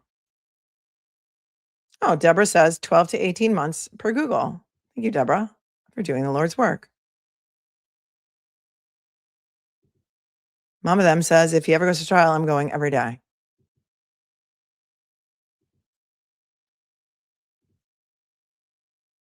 Witnesses and occupants of both the sedan and SUV mentioned above stated that they observed the vehicle being operated by Mr. Higgins approaching them from behind at what appeared to be a high rate of speed. Continuously post-Miranda, Mr. Higgins admitted to consuming alcoholic beverages prior to and while operating his vehicle. Mr. Higgins explicitly stated to the effect that his consumption of alcoholic beverages contributed to his impatience and reckless driving, which resulted in the motor vehicle accident. If the victim was injured, provide the extent of the injury. Both victims, John Gaudreau and Matthew Gaudreau, were pronounced deceased on scene. XOXO, signed by M.E. Alenardo, law enforcement officer. We can expect him to be testifying, he or she, to be testifying at the trial.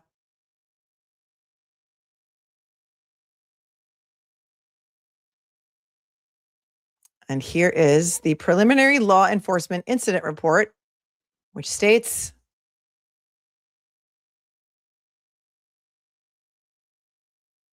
the charge was based on the observations and statements made by an eyewitness.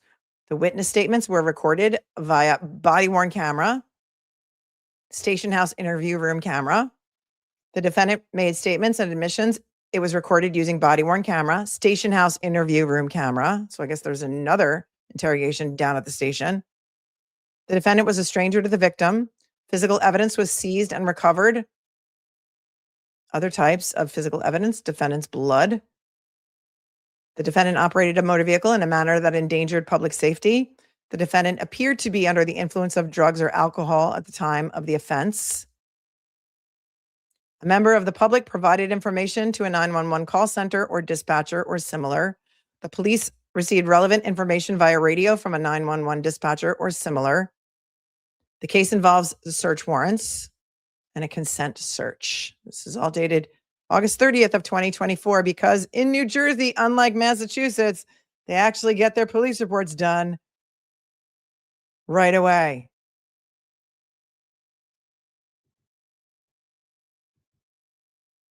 Toots says Johnny and Matthew's sister is pregnant. Their sister said she had dreamt that her late brother Matthew had a baby for me before she knew she was pregnant, per an article from People. I saw that. I saw that in my rabbit hole.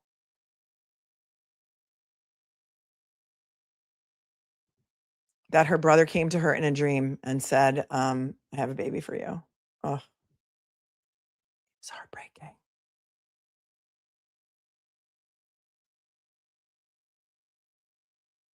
Let us take a look now at the body cam.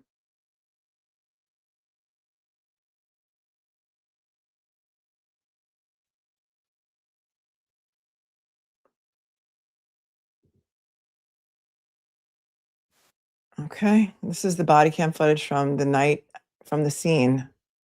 I'm gonna just go back to that police report. What time did it say that it happened?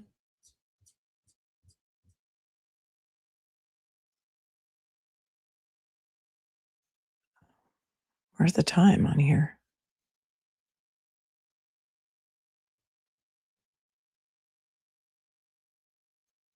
I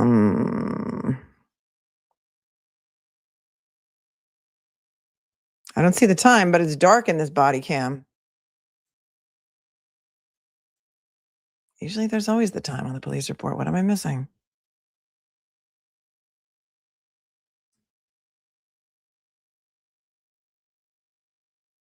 Well, I don't know if I can find it. Maybe they'll say what time it is when they start the body cam footage. Okay, here we go.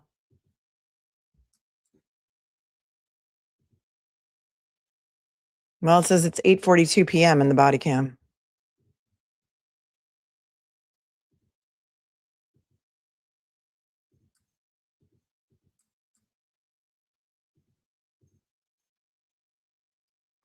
Okay, is this the one? Here we go.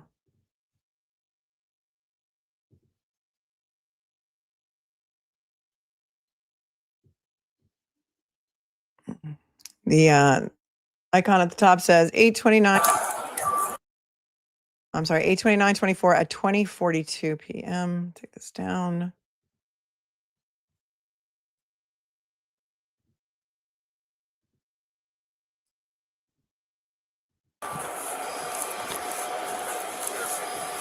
All right, where were you coming from, sir? Taco Bell in Pennsville. Here's your ID. Where were you before Taco Bell? My house. Okay, how much have you had to drink today? I mean, I've been drinking beers, but I haven't had one in like 2 hours. Okay. So since the accident, like probably an hour or so. Okay. He just killed 2 people. And he seems very calm for a man who just hit and killed 2 people with his motor vehicle. Is it weird to you?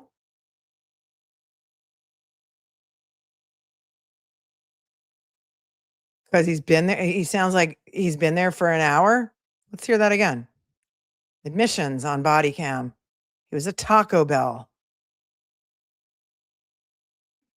He went from his house to Taco Bell. He was drinking beers. Okay, how much have you had to drink today? I mean, I've been drinking beers, but I haven't had one in like 2 hours. Okay. So since the accident, like probably an hour or so. Okay. Yeah. I'm not saying that he did, but if the guy had 12 beers and he hasn't had one in an hour, he's still going to be drunk. So calm. It's weird. It's eerie. I'm going to run you through a few tests. Yeah, that's All fine. right, go ahead and put that cigarette out. Yeah. And just FYI, I had surgery on my knee on Friday, so Okay. I'm gimping around. All right. We'll get. He had surgery on his knee on Friday. So if he's gimping around and he can't walk the line, don't hold it against me because I just had knee surgery on Friday. He's not crying. It's so weird. He might be in shock. Yeah, he might be in shock. Zoe says it's not weird. He might be in shock. He might not know the extent of injuries if the victims were transported from the scene. I don't know, but let's, I guess if he didn't go over to check on their condition, you're right. He probably wouldn't know. But still, your vehicle hit two people on bicycles. I'd be freaking out. Even, I think it'd be worse if I didn't know their condition. Right. Surgery on Friday. Was he on pain medication too? You're going to see, because we're going to look at the Tiger Woods case after this one. They're trying to get his medication records because Tiger Blue is 0.0. But yeah, was this guy on pain medication too? Maybe. Get there. Kill the lights in front of your car real quick. Sure. Step over here for me.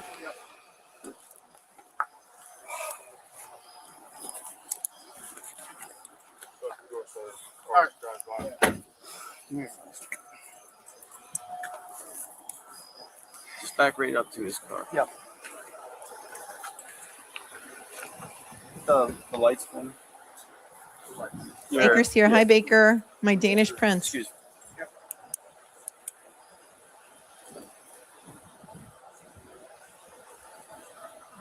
All right, what I want you to do, just so you're kind of more my height, is lean back into that bumper, kind of sit on it, lower, right there. All right. See the tip of my pen? Yep. I want you to follow that with your eyes and your eyes only. Don't move your head, okay? Okay. The tip up here. The top tip? Yep, the top tip. See it? Yep. You don't wear contacts? No. No? No problems with your eyes? No. All right, and you're not injured as a result of the accident? I'm just freaked out. Okay. All right, follow the tip. Don't move your head.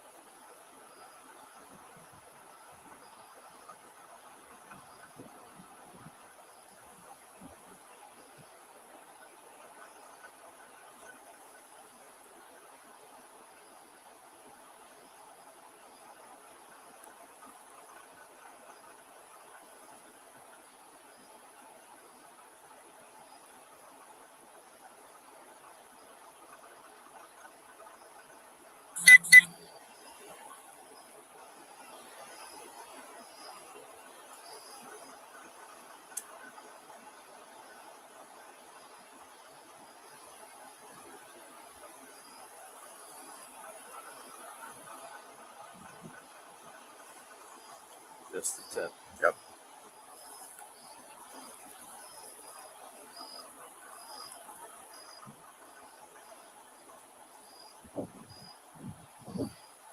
What do you notice?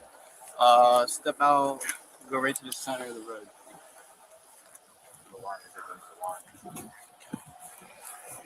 Right here. Speaking of the balance testing, anybody ever see the body cam of Mary Lou Retton? Oh man, she got pulled over and she was asked to walk the line. And I don't know what her medical condition is now, but she has an oxygen tank with her. And it was in a parking lot of like a Walmart or something. And she was asked to walk the line. And I'm thinking, this girl used to win gold medals for balance beam. She could not walk the line. You saw it? Mary Lou Retton. Oh, it was so sad. So sad. He's moving his whole head, not just his eyes. That's right, Georgia Cat Mom. I saw that too. Go right here to the line. Yep. All right, stay right there and face me. You mentioned surgery to your knee. How long ago was that? Friday. Friday. Is it affecting you right now? I mean, I'm skipping around, yeah. All right. At any point, if you're in pain, just let me know. Yeah. All right. The first test we're going to do is the walk and turn. I'm going to put you in the starting position. I want you to hold that starting position until I tell you to begin the test. You understand? Yep. Starting position is going to be your right foot in front of your left foot, touching heel to toe just like this. Yep. Hands down at your side. All right. Do you want to take your flip-flops off or you want to leave them on? I'll leave them on. All right. So you can take that position. Right foot in front of your left foot, hands down at your side. All right. When I tell you to begin, you're going to take 9 heel-to-toe steps forward, counting each step out loud. Upon the completion of 9 steps, you're going to keep the front foot planted, series of small steps with your other foot, and turn around. Okay, it's going to look like this. 1, 2, 3. I'm doing 3 for demonstration. You're going to do 9. Completion 9 steps, keeping that front foot planted, Series of small steps with your other foot and 9 heel-toe steps back. 1, 2, 3. The entire time, keeping your hands down at your side, you're looking down at your foot and counting out loud. Okay. Once you start the test, do not stop until you've completed it. Got it. You understand? Yes. You may begin. 1, 2, 3, 4, 5, 6, 7, 8, 9. Ow. Did you say ow? Keep going. Like I explained, 9 This steps is the wrong forward, banner. series of small steps, 9 back. Ow. Sorry. Ow, really? You're in pain? 1, 2, 3, 4, 5, 6. I have so much sympathy for his pain from his knee surgery. Good? Yeah. All right.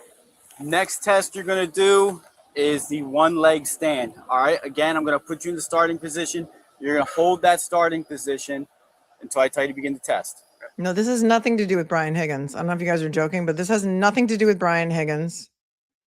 This is Sean Higgins, who is charged with killing Johnny Hockey Gaudreau and his brother Matt Gaudreau back in August of 2024 while they were riding bicycles.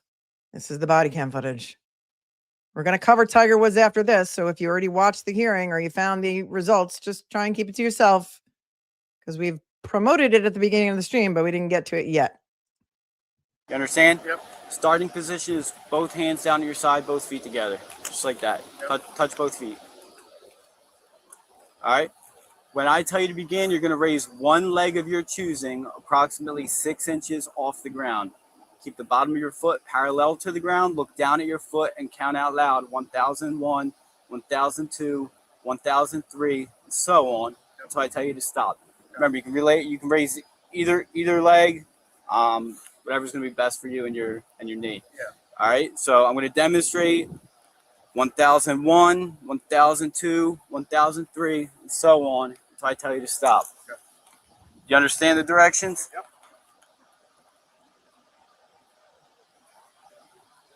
You may begin. 1001, 1002, 1003, 1004, 2005, 2006. Good. Sorry, I'm just freaked out. Like, what am I supposed to be doing again? I'm counting it out loud until I tell you to stop. Okay. 1001, 1002, 1003, 2004, 2005, 2006, 2007. It's hard to watch. 2009, 10,000, 11,000. It's getting hard. All right. You said it's been about an hour since your last drink. About that, yeah. And how many did you drink? I mean, since like noon today, like 5 or 6. 6 since noon. Yeah. 5 or 6. Whenever somebody gives a number, aren't they usually underestimating? Usually. Beer or what was it? Beer. Just beer. No light. Miller Lite. Miller Lite. Sponsorship. Right. Use Uber Eats. Get DoorDash to bring you your Taco Bell. All right. Turn around and place your hands behind your back.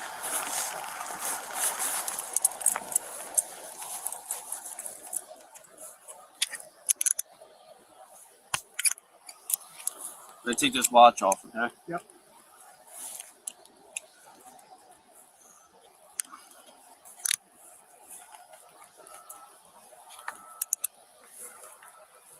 There.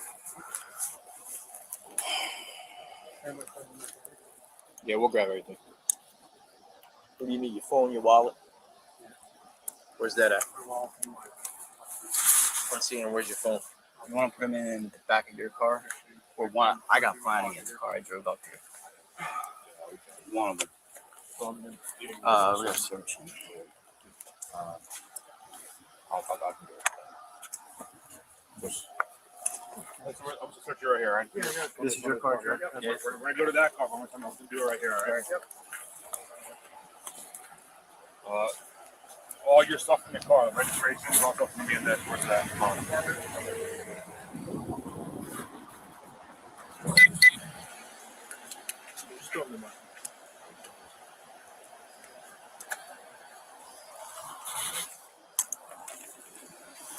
What's your name again, man? Sean. Sean, I'm just going to read you this and use your verbal acknowledgement, okay? You have the right to remain silent and refuse to answer any questions. Do you understand? Yeah. Anything you say may be used against you in the court of law. Do you understand? You have the right to consult with an attorney at any time and have him or her present before and during questioning. Do you understand? Yes. If you cannot afford an attorney, won't be provided if you so desire prior to any questioning. Do you understand? Decision to speak to us is not final. You may stop talking to us anytime. Do you understand?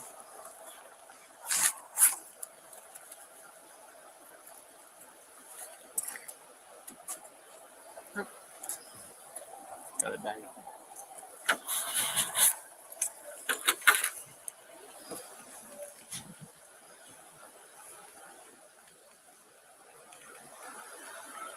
Is everybody okay back there? I mean, what happened?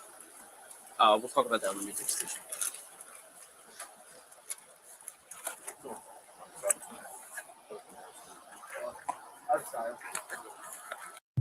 Be killed. You're charged. Okay, that must have been the Zoom hearing from the first appearance, which we're not going to watch right now. But it's interesting, right? However, the judge decided he's not tossing the case. So that's a good thing. Thank you, Gigi, for gifting 5 memberships. You're amazing. You're amazing. Next appearance will be June 16th. I got to think that this trial's coming up soon because he'll be in jail for almost 2 years come August. Thank you, Gigi. You're awesome. So tragic. Just because the guy wanted some Taco Bell. Make it make sense. You can't. How about when they ask you to do the alphabet backwards? I don't think I could say the alphabet backwards when I'm sober. Did they breathalyze him? Did he refuse a breathalyzer? Because I missed that part. I guess they just took him in and they got a warrant to take his blood. Now they're saying that they did it wrong. Robin, thank you for your Venmo. Says folks voted to move the Stapleton Airport because it was too close to town and too loud. Then they built a city near the new airport. And then there's Lucifer killing his artist maker. No, it's wild, right? My kids were so shocked that I didn't know anything about it. But as I can see from the chat, many of you did not know about all of these conspiracy theories about the Denver airport either, so I don't feel so bad.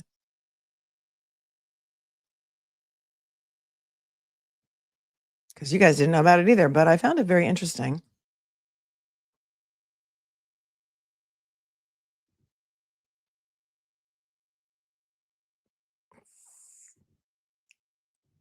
Lolo the Good Dog, any updates on AJ's Frazier Bum case? And not that I'm aware of. I could Google it if you want, but I don't. I guess I'll Google it. Hold on.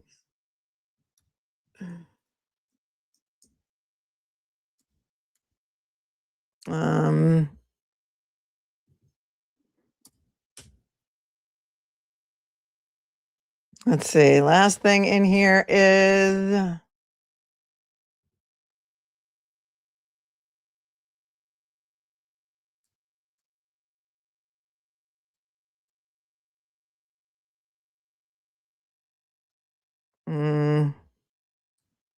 nothing current.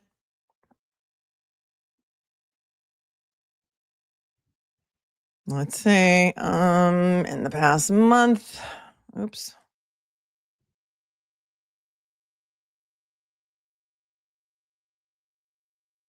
I'm off the top of my head. I'm not aware of anything new happening. He's currently out of bail on $4 million bond. Last time he was in court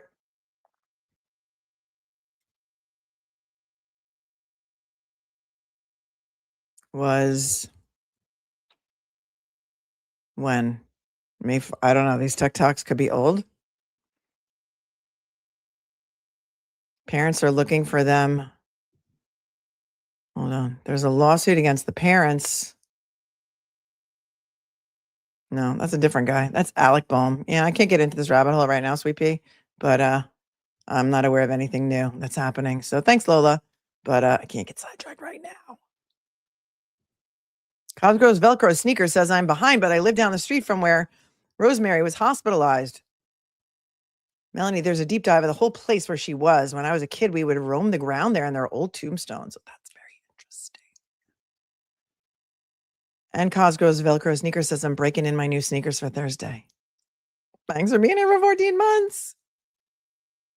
Gigi says, I'm watching on TV, still having issues with the shoulder replacement. Miss all of you. Oh my God, girl. Sending you all the healing vibes. Hope you feel better soon. That's a hard surgery to recover from. And Gigi also gifted 5 memberships because she's awesome. Zoe, who knows just about everything, says it's the lack of short-term memory that's more telling than how he's performing the test. Also, people drinking alcohol typically are very bad at telling time, how much time has passed between events. Thank you. Thank you for that. Per misdemeanor, as from Sugar says.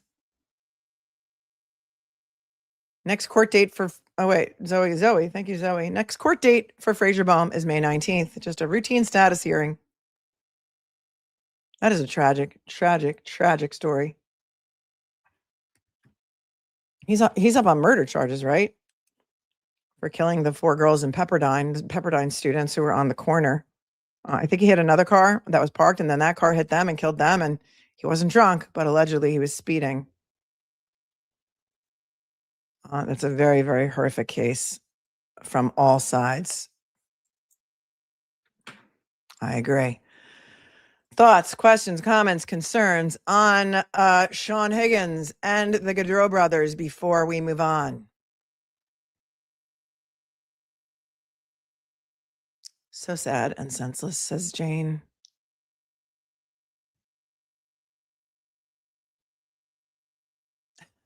Right, Nicole, make it easier to get into the rabbit hole.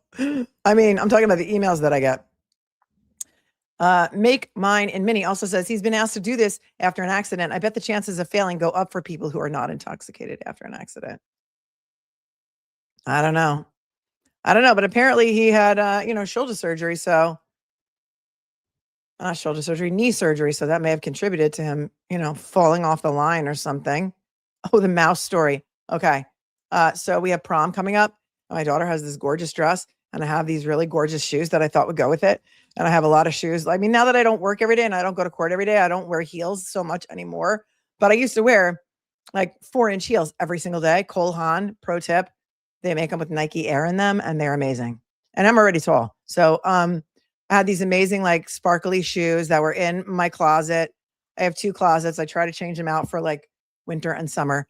And so I keep my shoes that I don't wear a lot, especially like the formal shoes, in shoe boxes in my closet. And there was a stack of shoes all in boxes. And I went to pull the bottom box out to show her these amazing Vera Wang, really sparkly shoes.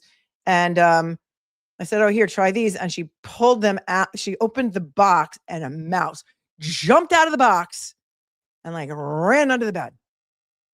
And I don't really like mice. Don't scare me. I don't get afraid of mice.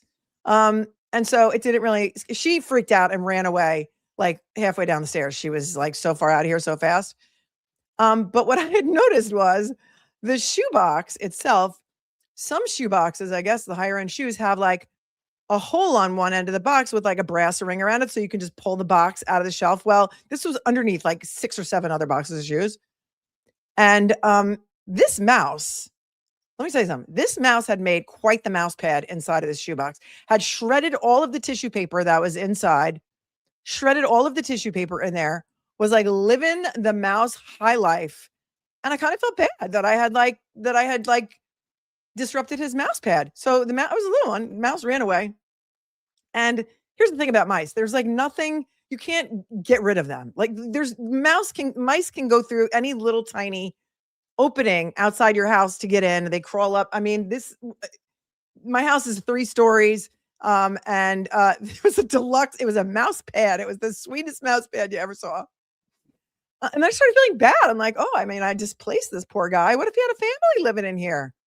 My poor cat passed away. My 17-pound tuxedo cat passed away the day after the Karen Reed verdict. Don't bring it up. I'm still very upset about it. And so I thought the mouse like got away. And I thought the mouse like, got through into the heating pipes or whatever and like went away. So then last night, the night before, in the middle of the night, I'm hearing this like crinkly noise. I'm like, okay, well, what the hell is that? It's like crinkling.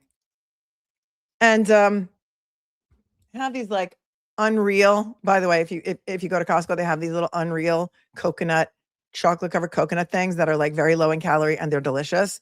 And I had like some wrappers of them in like a little tiny wastebasket that was kind of near my bed. So 6:45, I can't stand this noise anymore. I'm like, okay, what the hell is it? Now I'm going to start to twitch. So I get up and I look in the little wastebasket, and among the Unreal coconut snacks is this little tiny mouse that apparently could not get out. And so I grab my robe. I grab, like, of course, there's always an empty Amazon box over near my bedroom door that I'm going to bring downstairs to the recycling.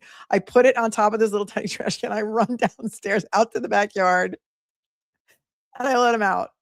I mean, I used to do the mousetrap thing. First of all, I hate emptying them. And second of all, I feel bad. All right, look, if it was like a rat or a cockroach, I would freak out. But it's just like a little tiny mouse. Like, what is he going to do? I felt bad. So I let him out. Hopefully he found the rest of his family and they're able to go build another house somewhere that is not in my house. I also found these things. There's like these, there's supposed to be mouse deterrents. It almost looks like a pack of like potpourri that you can put around the house. And I had one mouse, I guess, that was getting into like the back of a drawer in my kitchen. I mean, it's insane. To keep spiders away. And so, yeah, I mean, I rose to the occasion. You know, spiders, snakes, forget it. Like if there was a snake, I would flip the F out. I can't, like if there's a snake even outside, I caught and released. I did catch and release. My other irrational fear that I have, thank you, Zoe, is fish. I will not swim in the ocean. I will not go anywhere where fish are. I do not want fish touching me. I think when I was a child, I had this book of undersea creatures and it was really spooky and scary. And so I do not swim in the ocean, in the lake, anywhere where a fish would touch me. So the mice I'm okay with. I'm like, just go, fly, be free. Fish, forget it. I don't go snorkeling. I want a pool and that's it. You will find me in the pool. Once we were on a trip to Bermuda many years ago. And I had a child who wanted to swim with the dolphins. I'm like, okay, that sounds like fun. We'll swim with the dolphins. Little did I know, I don't know why I thought somehow like this was going to be in a pool. Well, swimming with the dolphins was not in a pool. I had to get in the actual water and face my fear that day, only because it was expensive and I had to do it for my kid. Because, you know, we do it for our kids. Swimming with the dolphins is something I did once and I can say I did it and I never have to do it again. Let me know if you swam with the dolphins and if you enjoyed it, but I don't know. I thought it was going to be in a pool, right? Here's the other thing, Zoe. I had a traumatic experience when I was a kid. My parents had a fish tank and they had like this ugly like sucker fish that sucked on the outside of on the, you know, not the outside of the tank, but on the walls of the tank that had the sucker fish. And, you know, back when aquariums were like the thing. And like they had these other fish in there. One of them was like big enough you could have fried it in a pan. Okay. I don't like. So one day I come home from school and I think I was in high school at the time. And one of the fish tried to commit suicide, apparently, jumped out of the tank and was flopping around on the dining room carpet. I almost had a heart attack. And I think maybe that's part of where my fear of fish comes from. But I'm twitching again. See, I'm going to twitch. And so that's it. You learned a little something about me.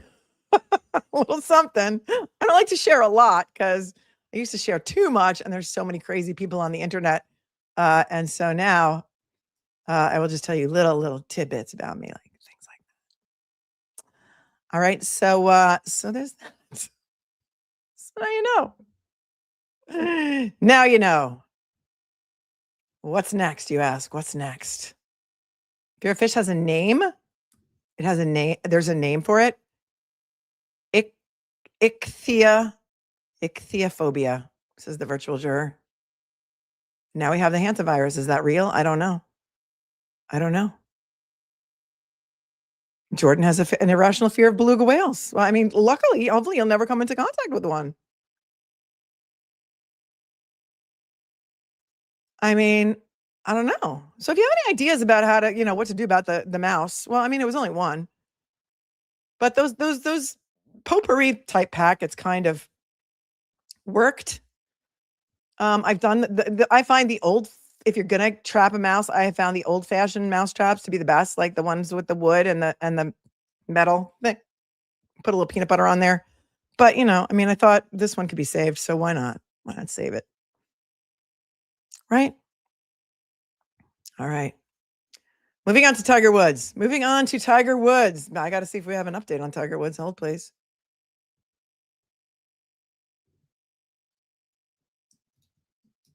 And if anybody actually broadcast the hearing this morning, it's supposed to be at 10 a.m. in Florida, in the county where Jupiter Island is, which is where he lives.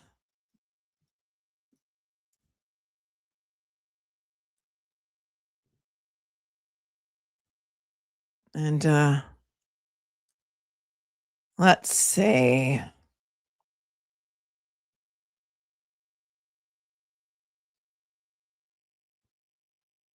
I don't see any video of the hearing. I don't think he was there. I think just his attorneys were there.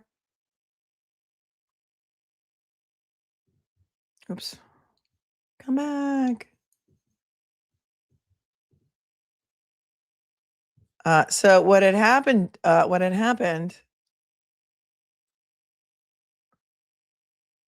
with Tiger Woods, in case you don't know, a little background on the story. Poor Tiger. Oh, Tiger. Tiger's been in a lot of accidents. Remember the one he had in Palos Verdes when he was driving the Genesis? Anybody? I love Palos Verdes. If I could live in California, I absolutely 100% would have lived in the South Bay. And I think Palos Verdes is my jam. I love it there so much. I love Manhattan Beach and Redondo and Hermosa, but I think you get more for your money in Palos Verdes, and also the views to top for.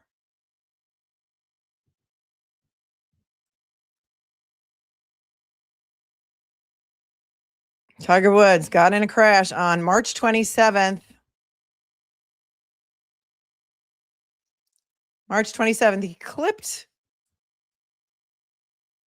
clipped like a pickup truck, and then he rolled over his Land Rover. And apparently he too failed sobriety tests. His eyes were bloodshot and glassy. And they found 2 white pills in his pocket, which turned out to be oxycodone, which I believe is the generic form of Vicodin. He blew a 0.0, but they arrested him on DUI charges in Martin County, Florida. Officers who arrived at the scene of the March 27th crash said that Tiger Woods told them he was looking down at his cell phone and changing the radio station when he didn't notice the vehicle in front of him had slowed down. He then crashed into the vehicle, causing his black Land Rover to flip over onto the driver's side. He's had a bunch of car accidents. So he did do some of the roadside sobriety testing. And before they asked him to do the roadside sobriety testing, the officers observed that he was limping and stumbling to the right. So he also appeared to have a leg injury and a compression sock over his right knee. When asked if he had any medical issues, he told the cops he'd undergone 7 back surgeries and 20 operations on his leg. I thought oxycodone was Percocet too, but the article says it's Vicodin. So let's not you can't write the names in the chat. I appreciate the clarification on that, because that was my gut. But YouTube doesn't like drug names in the chat, so please don't write it. Please don't write it, because they'll think I'm trying to sell it or something, and then I get in trouble, and I'm not gonna have my channel stricken because of Oxy is Percocet. Okay, thank you.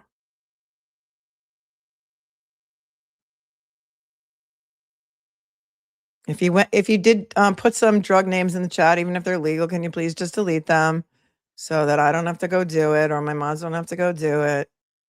People's channels are getting stricken left and right. Like your friends' channels are getting left and right stricken for showing court cases with firearms being brandished around in court. Please don't do it. Thank you very much.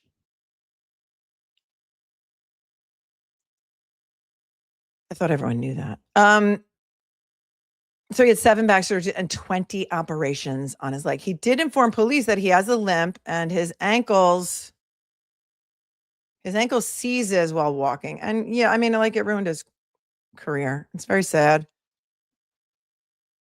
To accommodate these injuries, one officer had Woods sit on the push bumper of the patrol vehicle during the remainder of the investigation.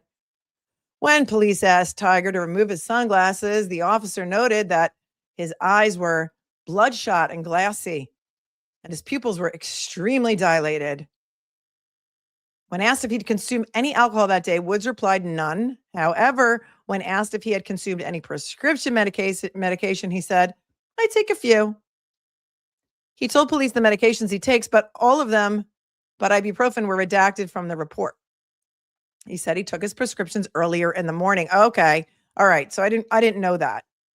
Because the latest, what's happening is that the state, Florida, wants to get his prescription records. That's what the hearing was about this morning. And so they want to know what he was taking. And he did admit that he took his prescriptions earlier that morning. So the reason that they want the prescription records is because obviously they want to know if anything has a big warning on it, like don't drive when you're taking this, which many narcotics do. During the sobriety test, he made multiple errors, such as having to be reminded of instructions, not returning his hand to his side, and not counting the steps correctly.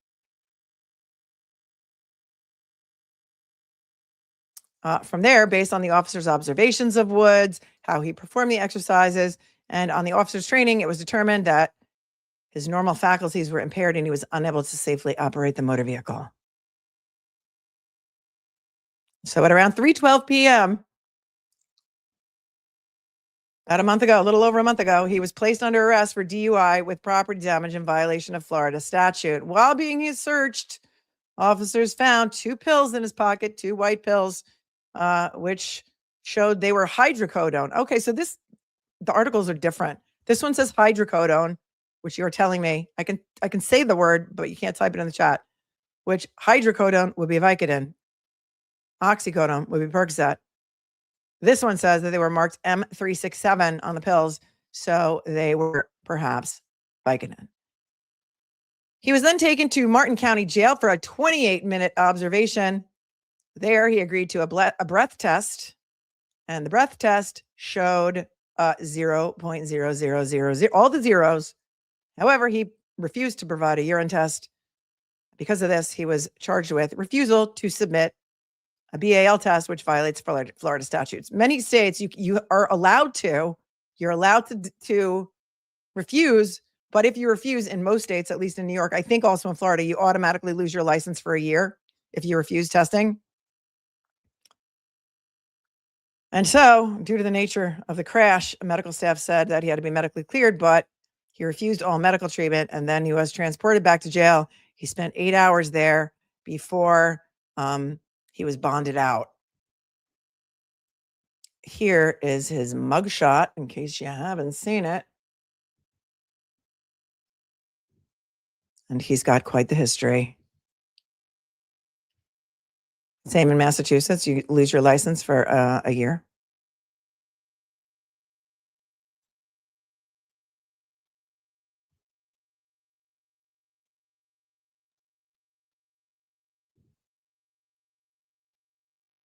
All right. Hold please for 1 second. Also, Tiger Woods has an extensive history of accidents. Oh, but wait, there's more, because also it is alleged that on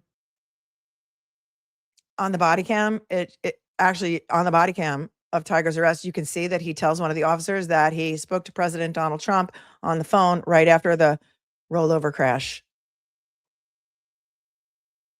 And that is TMZ, which I can't play for you, but I'm sure you can Google it and find it. And then this article from CNBC says that he had 2 hydrocodone pills in his pants. Oh, hydrocodone. Again, we're back to hydro. Okay, so it's V. And then he said he was seeking treatment after the crash. Remember, he's also dating Trump's former daughter-in-law. Which one? I think Vanessa. And I think he went abroad to receive his rehab treatment.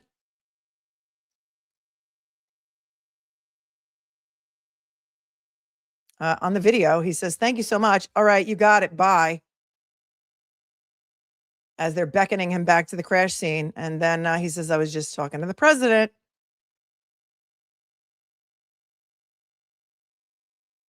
The golfer is then heard saying to a man whom TMZ identified as his manager that he was very apologetic for what he did last night. I don't know what happened last night, but this was like in the afternoon.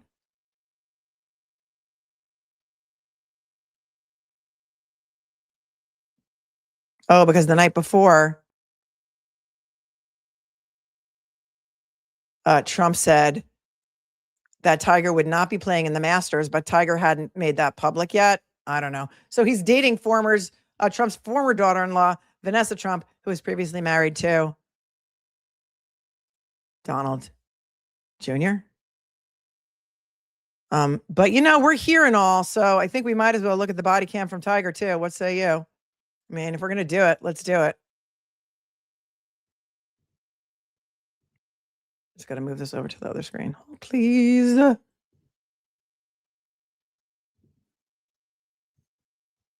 And he did look kind of a little out of it. All right, here we go.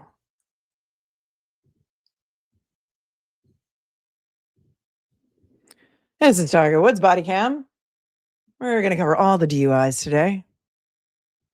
Down my phone, and all of a sudden, boom. I'm gonna just take a look at it. Go in and just like take. Is this comfortable for you? Yeah. Okay. Yeah. Cool. So cool.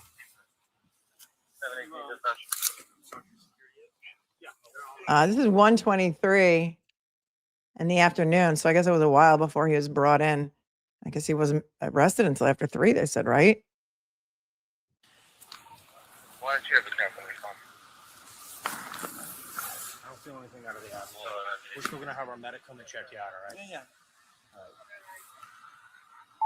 Disregard that. So they can secure that. He's got his sunglasses on, his hat on. Look at his car. Okay, there's his Land Rover on its side. On its side. Because of course it is. Yeah, you just can't make it up.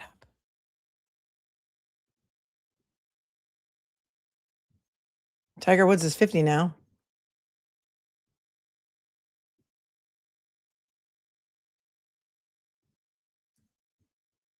He's charged with driving under the influence.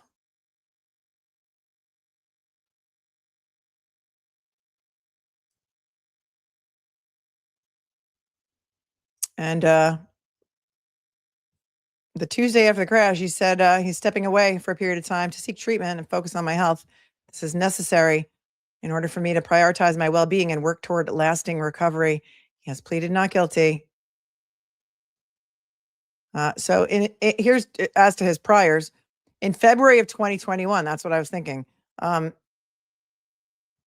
He rolled over an SUV. It was a Genesis. And I remember this because the Genesis was like the sponsor of the outing or something that he was playing at. And this was in Palos Verdes, California, which if you know, Palos Verdes has got a lot of really windy roads.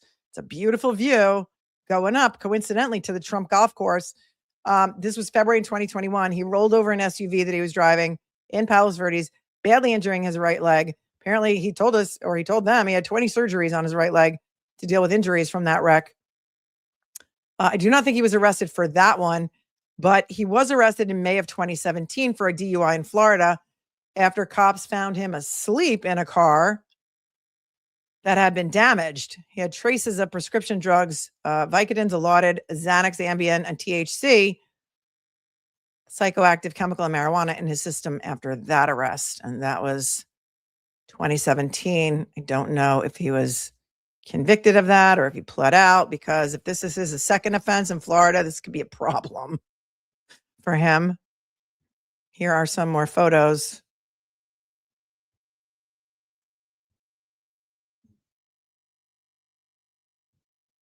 Of him.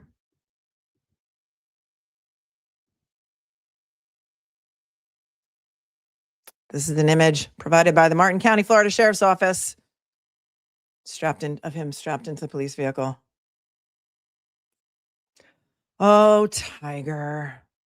Oh, Tiger. Why, Tiger? Why?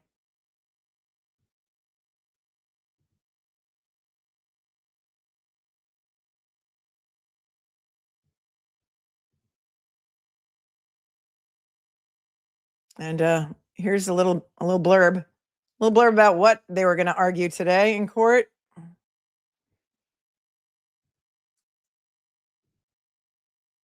Icon Tiger Woods are expected to attend a hearing tomorrow regarding his March DUI arrest on Jupiter Island.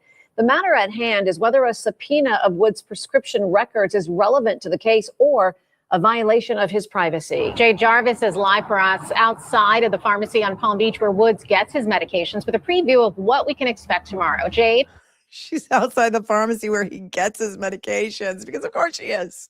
Of course. Well, Tiffany and Felicia, former Palm Beach County State Attorney Dave Ehrenberg says if prosecutors do get those records, it would be powerful evidence for their case against Tiger Woods. It's the next step in Tiger Woods' DUI case stemming from his crash on Jupiter Island in March. Prosecutors in Martin County plan to issue a subpoena for copies of all of Woods' prescription medication records on file since the beginning. I mean, he could have killed somebody on a bike. He could have killed a kid walking down the street. He could have killed a mother in her stroller walking down the street with her kids in a stroller. Look at the car on its side. Unbelievable. Beginning of the year at Lewis Pharmacy on Palm Beach. A critical part of a DUI medication case in Florida, as opposed to whether you've been drinking alcohol, is proving that the driver knew or should have known that the drug could impair his ability to drive safely.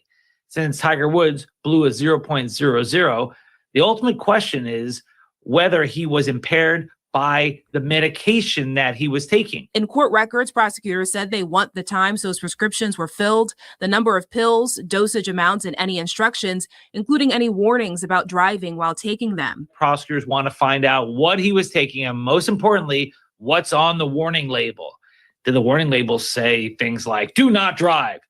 That's what they want to know. Woods' attorneys object to the subpoena, citing privacy concerns, and request a hearing on the relevance of the records. Former Palm Beach County State Attorney Dave Ehrenberg says it's about more than privacy. If the state is able to get these records, it could be powerful evidence that Tiger Woods was impaired and that it wasn't an accident that he was taking these drugs that day.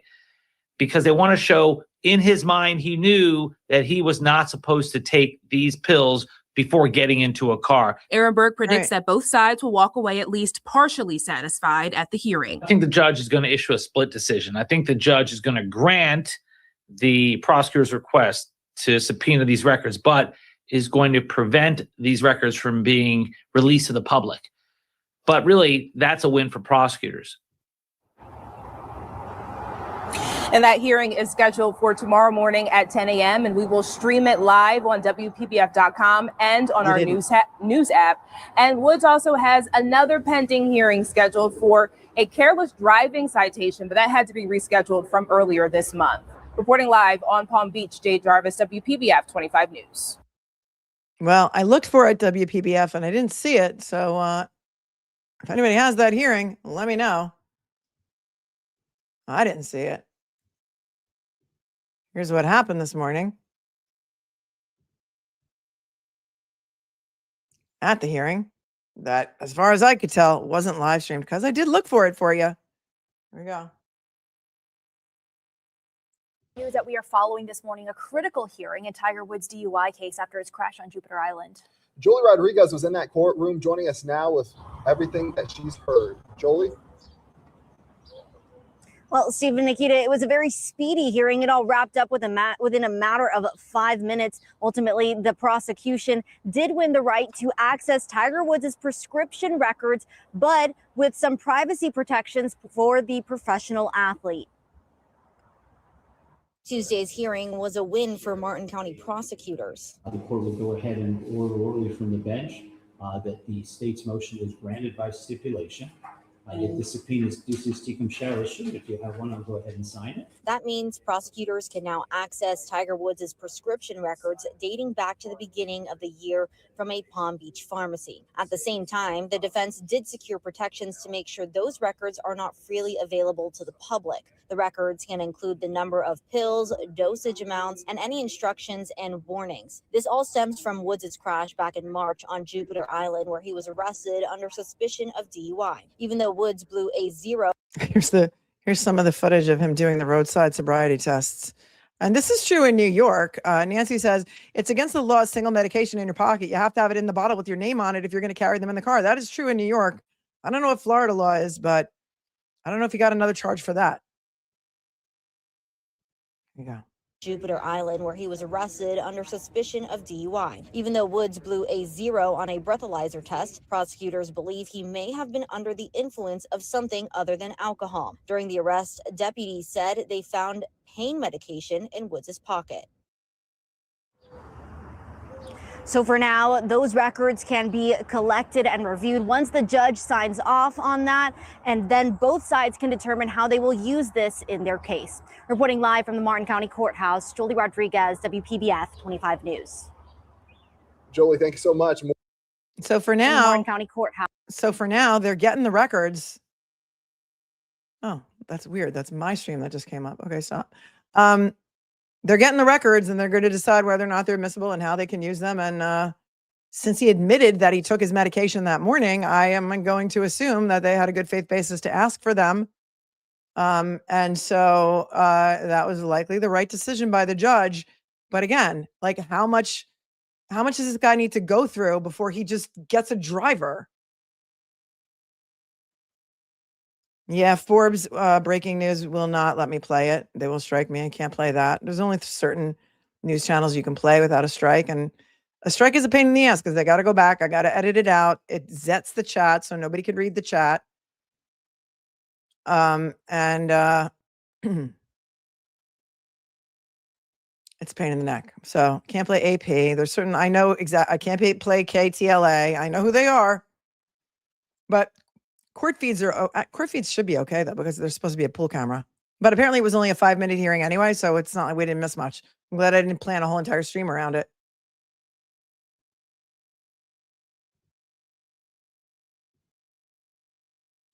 And so that's what's up with Tiger. I know people are saying they think that he thinks he's above the law.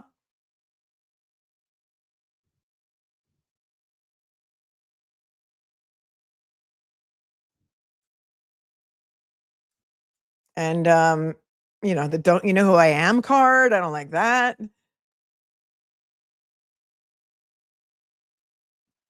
Not a good look. Not a good look.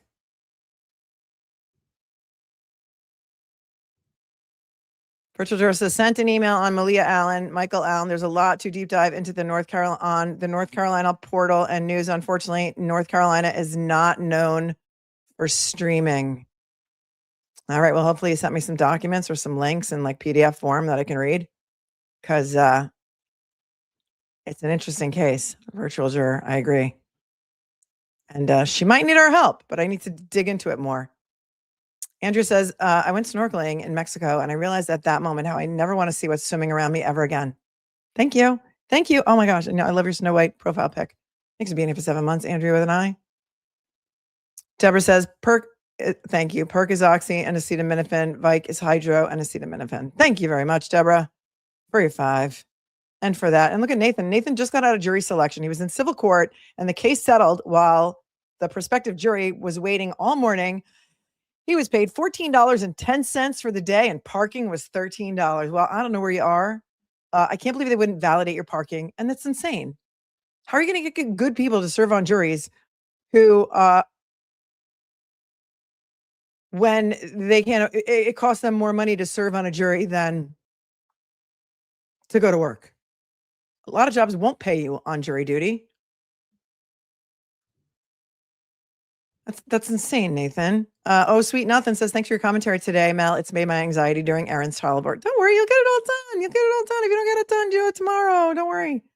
Worry is a wasted emotion. Half the time you're worried about stuff that already happened. You can't fix it. Can't change it. The other half of the stuff you're worried about may never happen. It's a worried emotion. Look at Nathan doing his civic duty, says Max.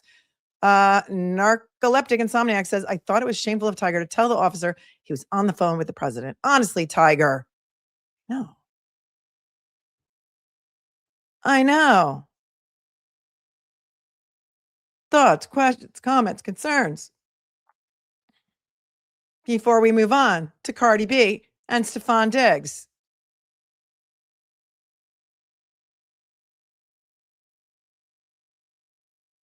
Cardi B and Stefon Diggs are either back together or they only distance themselves publicly. Hello. Stefon Diggs has a charity, as you know, because we talked about his charity.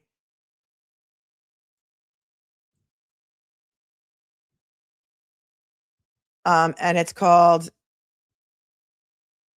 Digs Deep Foundation. Digs Deep Foundation.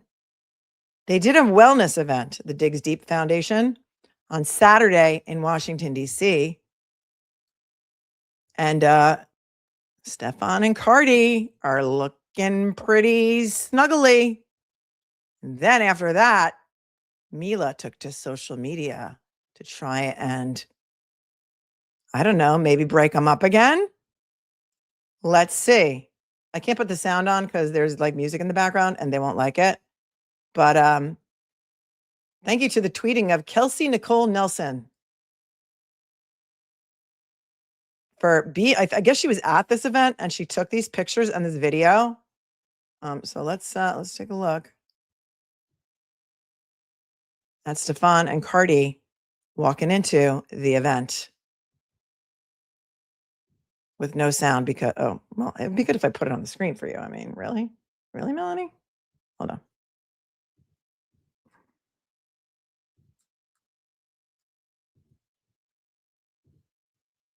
Okay, this is Kelsey Nicole Nelson on Twitter, or, you know, X, whatever you want to call it. I call it Twitter. I will forever. Here they are walking into the event. Now, it looked like a very lovely event. It was in D.C. Here's Cardi right behind him. They are arm in arm. They are arm in arm. She's tits up. I mean, there they are. Hang on, though. Hang on, because there's more. Wait. I think there are some that you can hear the sound on.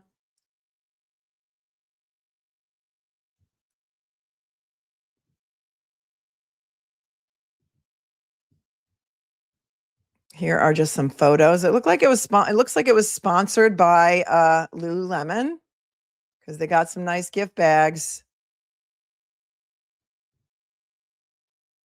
And so it looks like Lululemon was the sponsor, as you can see.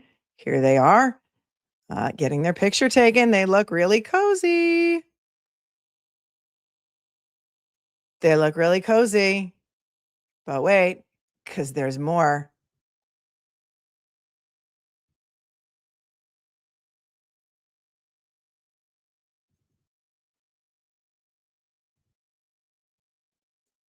This one, I think, also has sound that I can't play. I don't know. Do you think that they were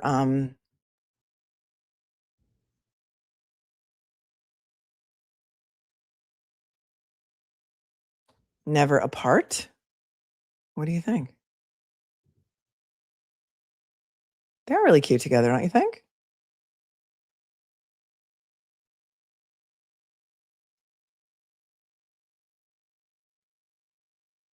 Cute.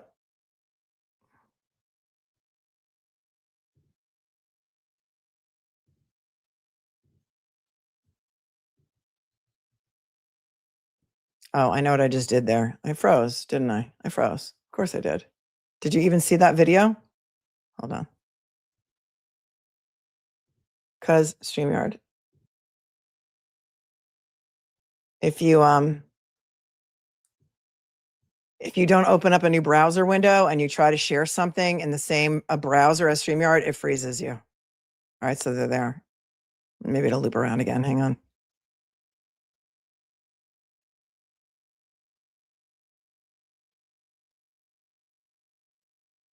Do you think they're cute?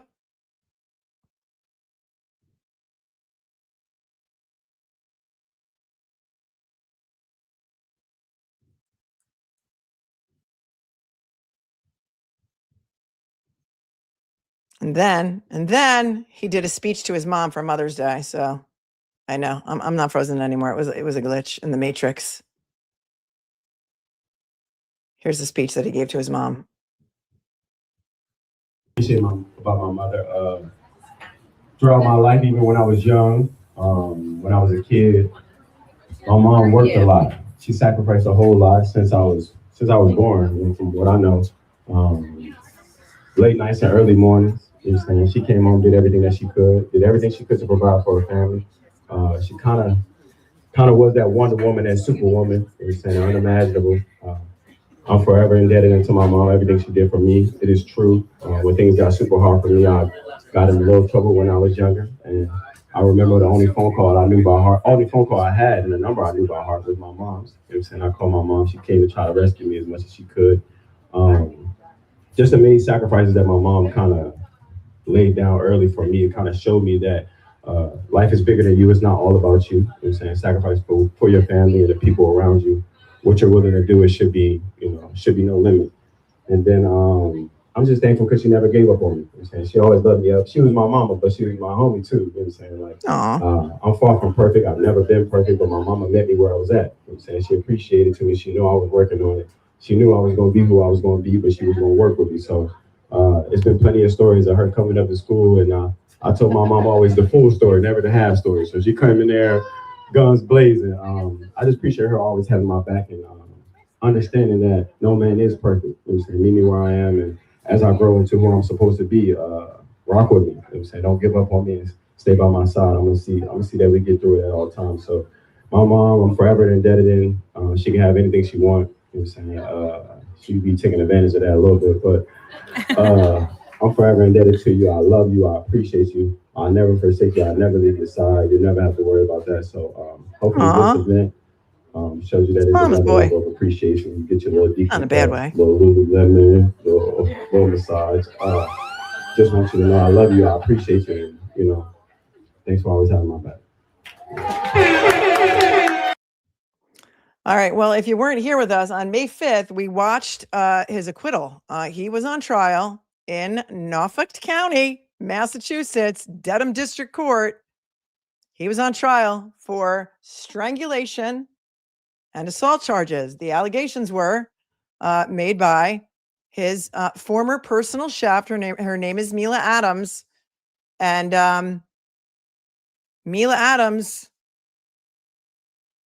I mean, you guys know the story, right? Dedham PD did zero investigation, exactly zero. Mila Adams gave a statement. They took her word for it about an alleged strangulation and a slap that happened in December of 2025. And she didn't tell anybody. She testified for like a day and a half. We couldn't believe what was coming out of her mouth. It was like not believable at all. She cooked him a dried hot dog for his birthday. She wasn't invited to go to Art Basel in Miami, so she was a little salty about that, in my opinion. She also said that they were friends with benefits. Their relationship was complicated, like some sort of weird Facebook status. She also, she couldn't shut up on the stand. She also threw everyone else that worked for Stefon Diggs under the bus and said that his beautiful hair braider named Shy Charles was also sleeping with him, which I've learned is not true. And also that he was cheating on Cardi, like all this stuff, all this crazy stuff, right? Well, apparently Mila did not like all of this stuff. Maybe, I don't know if this was her motivation. You can tell me. All this stuff that has shown them being together over the weekend, because she went on a rant on Instagram. And I'm going to show it to you, and you can draw your own conclusions. This is like the Afroman effect. Girl, if you don't want people paying attention to you, don't post your rants on Instagram. Okay? Just don't do it.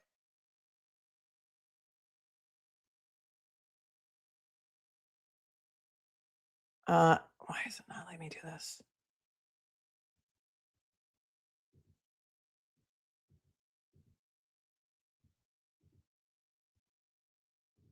Hold on 1 second.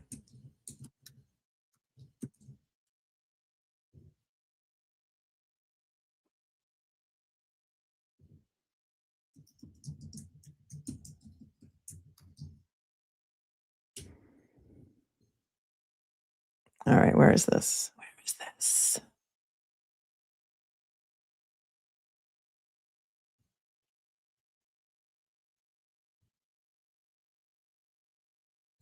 Did she take her Instagram down? Hold on 1 second.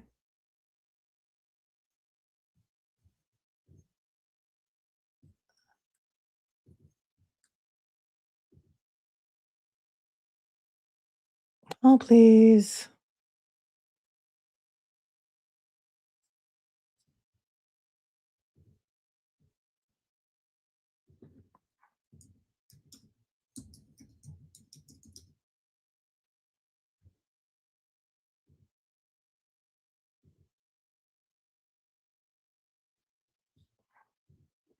All right. She posted this on her Instagram. She closed the comments, but she posted this. I think it was yesterday. Let's go to it.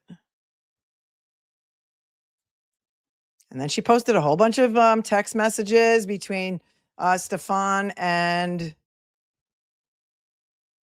Shy. But you can find her on Instagram. She goes by Chef Milabelle, Milabelle. Here's what she posted yesterday. No, I can't, for some reason, I can't log in. It won't let me log in on my computer, and I don't know why. Oh, hold on. Stop it.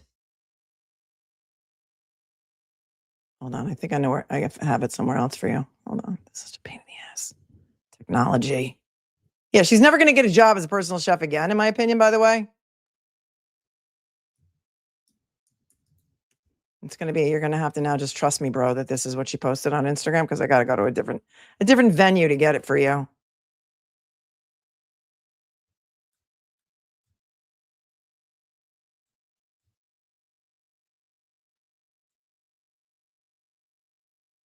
Oh, also Cardi B bought Mama Diggs a Chanel bag for Mother's Day. I think it was something like $11,000. That was a pretty nice gift.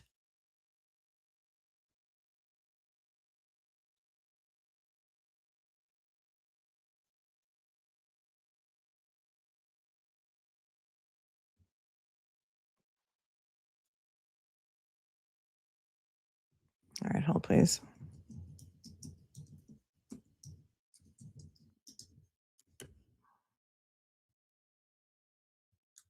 You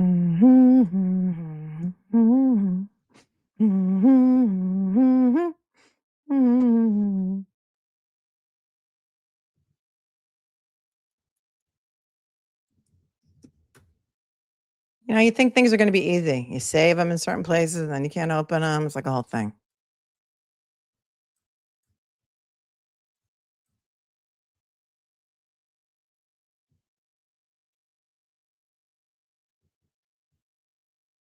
They take it down? Remember, they met on Instagram.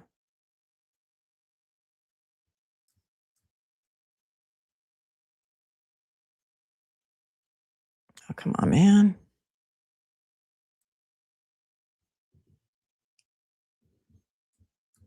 I'm not going to stop until I can find this.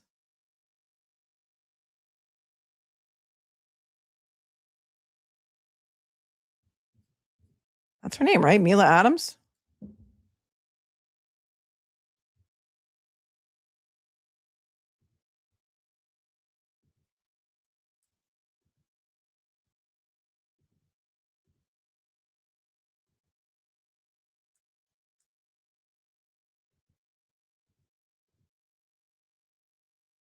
I don't know. It's not letting me reset my password. What a pain in the ass. Does anybody have the link that they can just send to me? Because I think somebody posted it on Twitter too.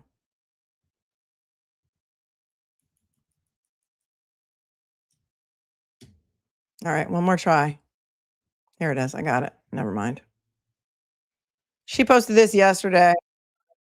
Instagram. Here it is. Thank you to the person who did the Lord's work and put it in another place. I don't know why I'm locked out of my Instagram account, but it works on my phone, but it doesn't work on my computer. I don't freaking know. All right, here's what she posted just yesterday on her Chef Milabelle Instagram account.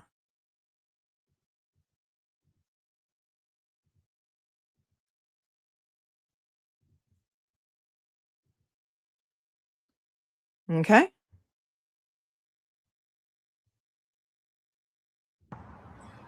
You know, the way he treated you when you were pregnant, the way he talked to you when you were pregnant, the way that the same people that has defended him in this know how he treated you while you were pregnant and how he was to you when you were pregnant will always be something I will never understand. The way he treated you in the delivery room. Girl, why are you out there doing this? Why?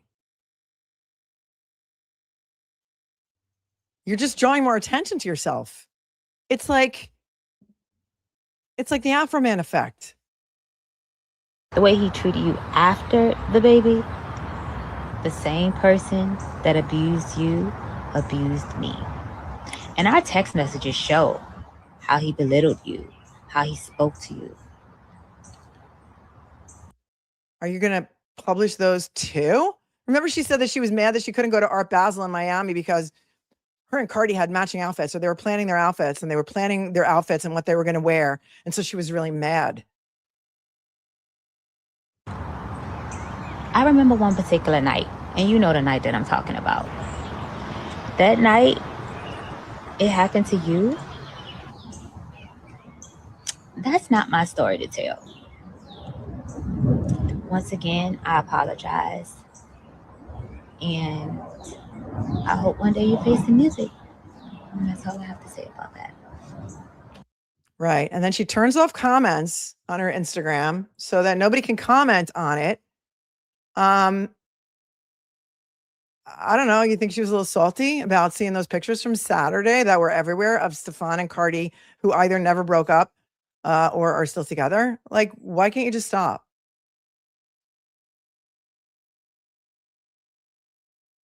It's just weird. It's weird. And I don't know. And you know, Cardi's not afraid of a lawsuit. Cardi is not afraid of a lawsuit. Right. She's talking in riddles. It was a cryptic word salad, but everyone knows who she's talking about, right? I mean, I think that's who she's talking about.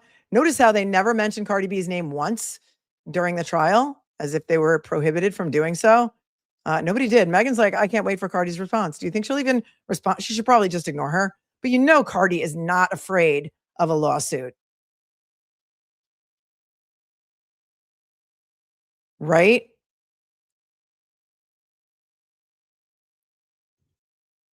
I mean, she's already damaged her own career. Like, who's ever going to hire her as a personal chef again? She knows that she can't be trusted, despite, even though she didn't have an NDA for this job, but she's still out there trying to, I don't know, trying to spill tea that may not even be real. And we can absolutely have another hello because we need it. Hello. Hello. Hello, I'm here.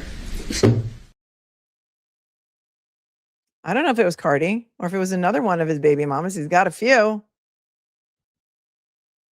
I don't know. But Cardi's like me. She has a hard time ignoring people and things like that, right? She might find it difficult to not say anything, but it might be the best thing. In a situation such as like this, you can let me know your thoughts. She's obsessed. Somebody said, if she can't have him, nobody should.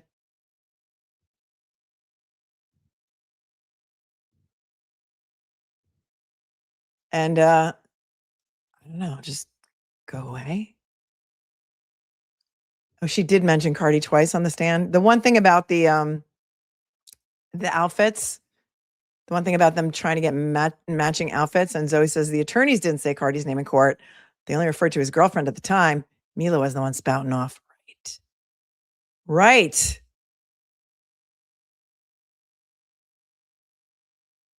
I don't know. I heard in passing. I don't know, because I got to look this up now, because now this is going to bother me too. And so I don't even want to report on it again if it's not true.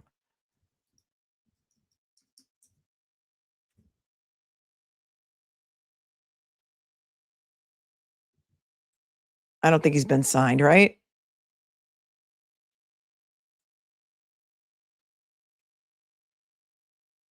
But there was some buzz about him maybe going back to the Patriots, but I don't know. It's not real yet, so.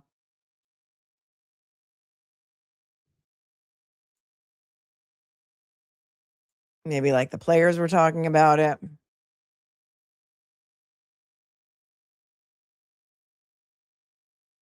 So we'll see. It would be nice. It would be a good redemption story if he got picked up and brought back to the Patriots or any team really, because he's a free agent now. And so so there's that.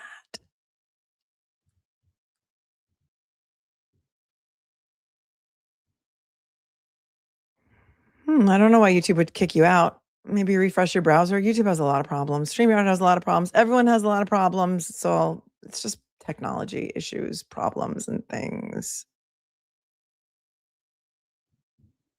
Kathleen said, did that report say that the defense stipulated? My mind was wandering. And so I don't know. I thought the judge ruled on the motion, but thanks for being here for 15 months, Kathleen. Ashley said, I need to hear that, Mel. I'm not sure what it was that you needed to hear, but she just took her first law school final yesterday. Good luck, good luck, good luck. Study. May the force be with you said that Cardi was in the Miami furniture opening right just in December. So I think they were together the whole time.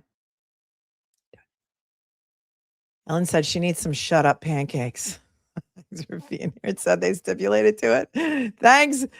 She needs some shut up pancakes. All right. So they're getting the pharmacy records, but they stipulated to it. So they've agreed that they're not going to be released to the public and they're going to be just for information only at this point. It did say stipulated. See, you guys are paying attention. I'm trying to pull up other things while I play things for you, like videos. It's like having a movie put on in class at school. So there's that. Yeah, somebody said they possibly set to sign a 1-year deal with the Patriots. All kinds of rumors, but nothing's been signed yet.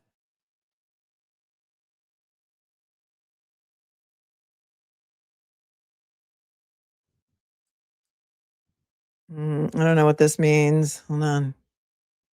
Coming in late here. Respectfully, a lot of folks in your chat who live in glass houses should throw stones when it comes to Tiger Woods. I don't know what you're talking about because I'm not watching the chat because I am talking to you. So I don't know what people in the chat were saying, but I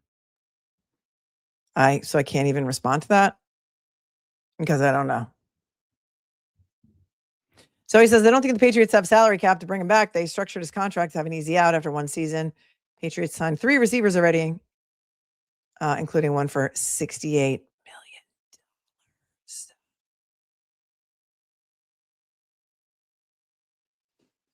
$68 million. All right, here's something else I was going to show you. Angelina Jolie has listed her Los Feliz home for $29.85 million. That's in California. The home was formerly owned by Hollywood icon Cecil B. DeMille.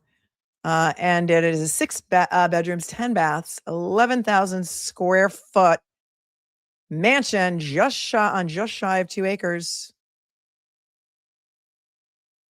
Angelina Jolie had said, I don't know, maybe like a year ago, that she was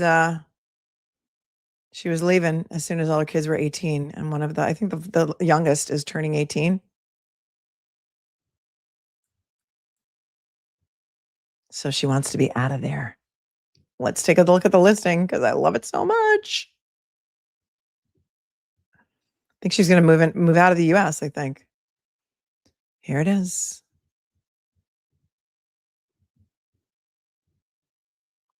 Houses I can't afford are my corn, including Zillow. But this one is with Sotheby's.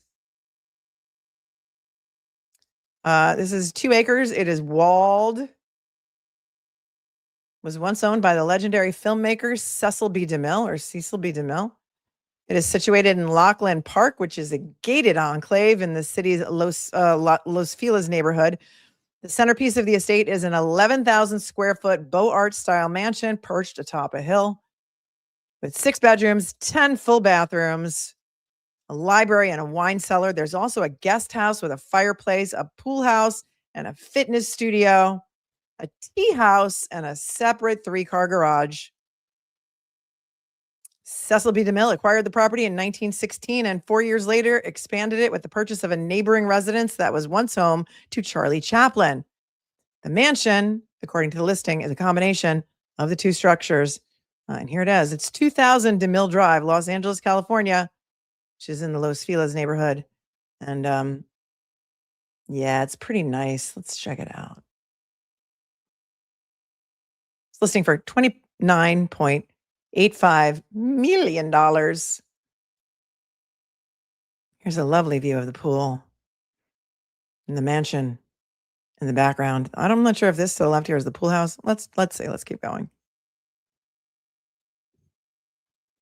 This looks like the front of the home. It's lovely.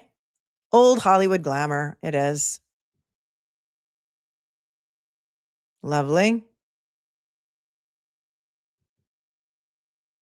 I mean, who wants to chip in? It's only like 30 million.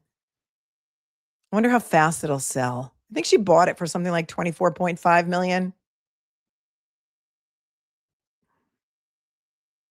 I think we can make these bigger. Can we? No, might make it bigger.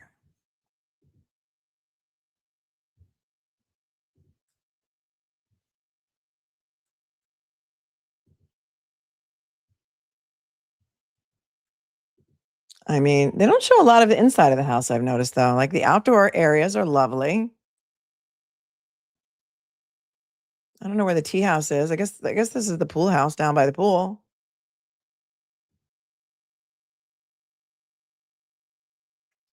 Gorgeous. Gorgeous. I don't know if Brad lived there. I think she bought it a couple years ago after they were already divorced. Their divorce has been going on forever. This isn't Zillow. This is Sotheby's. It's the Sotheby's website. Lovely outdoor space.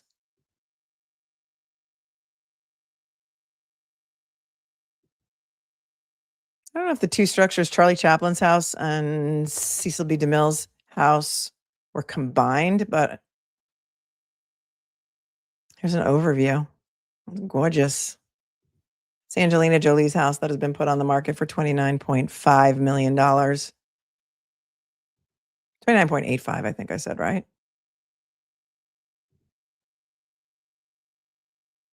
I mean, it's beautiful.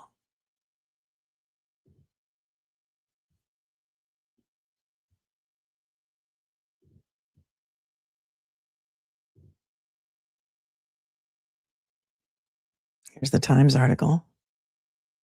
Because it even hit the New York Times. I think that's where I found this. And Angelina Jolie lists her Los Angeles estate for $29.85 million.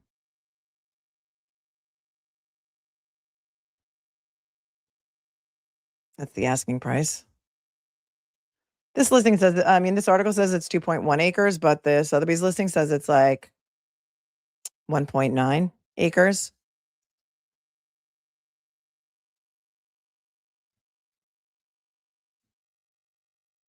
She bought it for around $24.5 million in June of 2017, several months after filing for divorce from the actor Brad Pitt.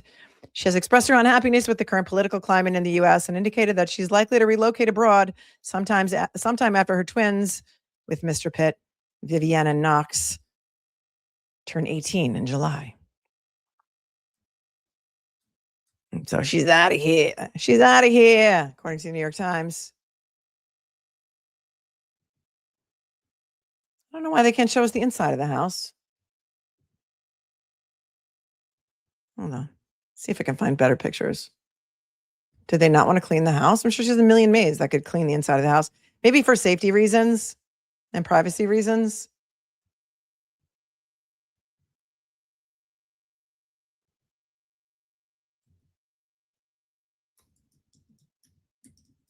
She doesn't want anybody to have like a layout of like who lives in what bedroom. That could be, right?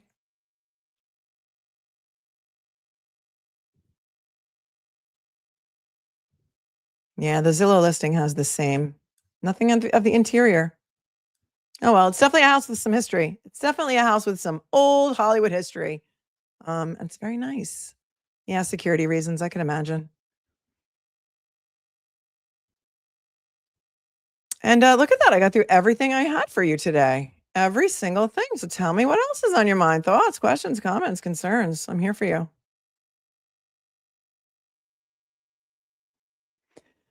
Thank you, Joanne.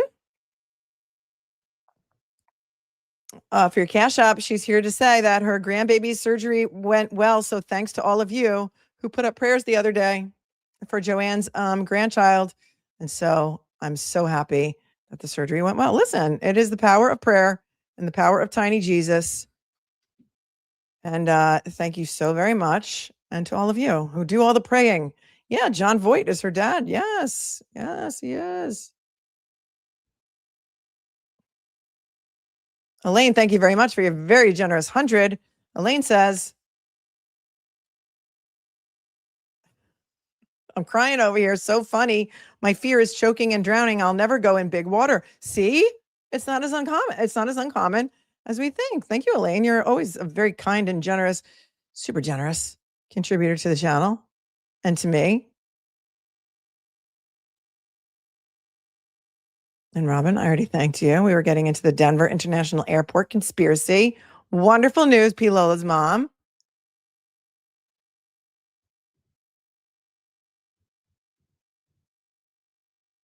Tell me what else you're thinking about. Oh, some people are really mad. Some people are really mad that that the lawyer the lawyer we know, Peter Tragos, is going to be going over the Edrick Faust trial. Really mad. They're really mad because they think that the only people watching are cupcakes and that you all who watched the Edrick Faust trial with me, you're all brainwashed. You're all brainwashed because I thought that the prosecution could not prove its case beyond a reasonable doubt that Edrick Faust was indeed the murderer of Tara Baker. And so they are blaming me because you have all been brainwashed. The comments are insane. Go for the comments. Go for the comments. Peter did one show on it on Friday. He watched part of it wasn't like a whole trial watch, but he watched the openings and then he watched like the first witness maybe. And boy, he was getting killed in the chat, in the comments, everywhere. There's some crazy people on the internet. You know who they are. It's pretty much all of the people who think that John O'Keefe was hit by a car, who just like to just disagree with everything that I say. So anything that I say or whatever opinions that I have are automatically wrong because I have common sense, 30 years, more than 30 years experience, in the business of injuries and personal injury cases. And John O'Keefe was not hit by a car because just the injuries alone indicated to me that John O'Keefe was not hit by a car because every pedestrian who is hit by a car will have injuries below the waist. Fight me on it. Fight me on it. And he didn't. And that's what made me really interested in this case. In addition to what are clearly dog bites or any animal attack bites to John O'Keefe's right arm. And so when they tried to make me feel like I was being gaslit, one of my moderators said, call Garrett Wing. He's this guy with a YouTube channel. He's got millions of followers. He trains dogs. And Garrett Wing came on the channel. And he told us exactly why the injuries to John O'Keefe's arm were a dog attack. And so all of you, if you did watch the Edrick Faust trial with me and you think that the state of Georgia did not prove its case, you have all been brainwashed by me. Right. I know. I don't think you brainwashed. I know that you guys have common sense. And I know you come to your own conclusions. You come to your own conclusions based on the evidence, the lack of the evidence, the way that the judge was treating Ahmad Cruz, the attorney. It was pretty egregious. And there are some people who just believe that DNA is DNA. That is the be all end all gold standard. And if there's DNA, then obviously he did it.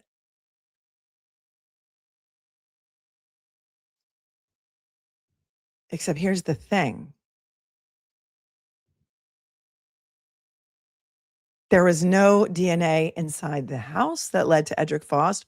Why was there all kinds of evidence of other people inside the house? And then after we watched the Dateline episode, we found out about the maintenance man.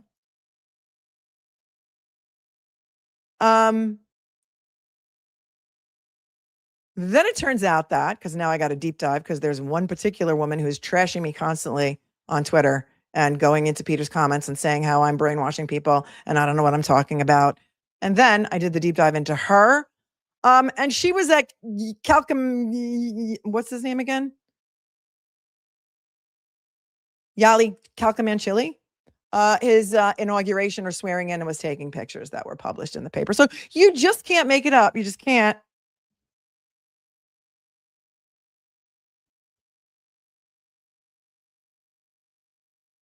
Right. The swabs. And here's the other thing. All right. They tried to make you think. I'm going to pull up the receipt on this because I need you to see this.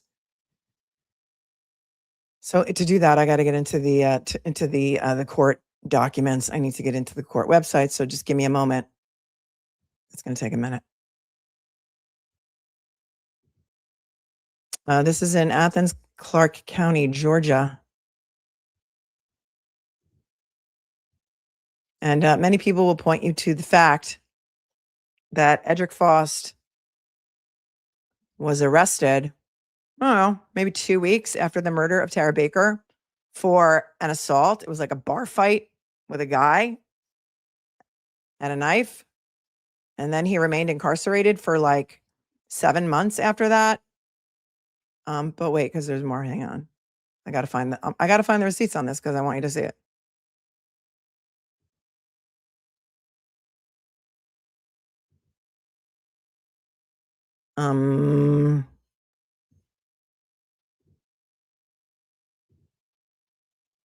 Because I want you to see the warrant from when he was arrested a few weeks after Tara's murder, because they wanted you to believe, right?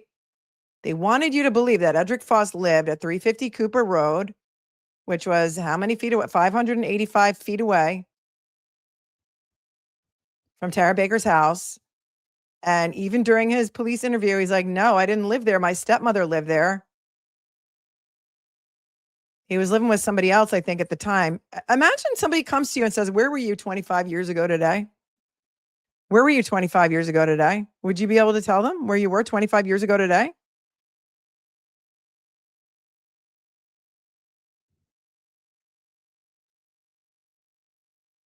So it is true. Remember, Tara Baker was murdered on January 19th.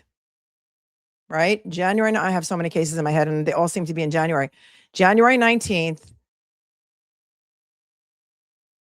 of 2001. Okay. Edrick Faust allegedly committed an aggravated assault on February 4th of 2001. Okay. So it was within 30 days as of September. Within 2 weeks of the murder of Tara Baker, okay? We actually had a chatter in the chat whose father was his defense attorney on this particular case. And you don't have to believe me, because I'm going to pull up the arrest affidavit for this particular case. And here it is. This is for the February 4th of 2001 case.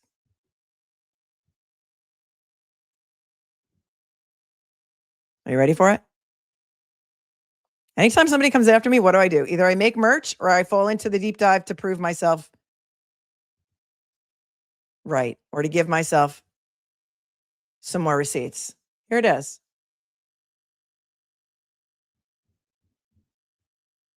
Come on, man. This is the affidavit, the arrest affidavit.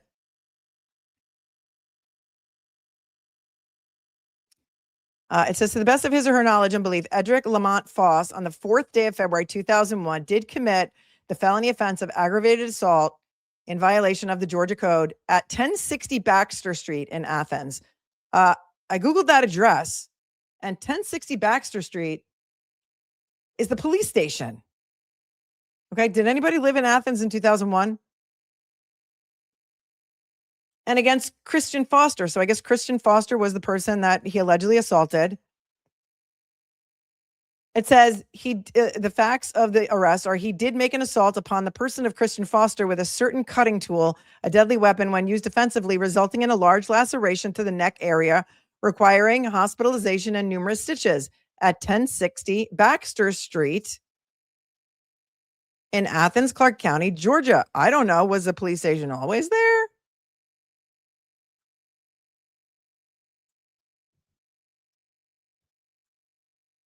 And then they're asking for a warrant for his arrest. They get the warrant for his arrest. Okay.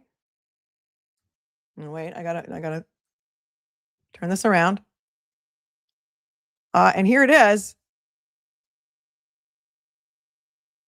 He was arrested on February 8th of 2001. And look at where he lived at the time, my friends. Look.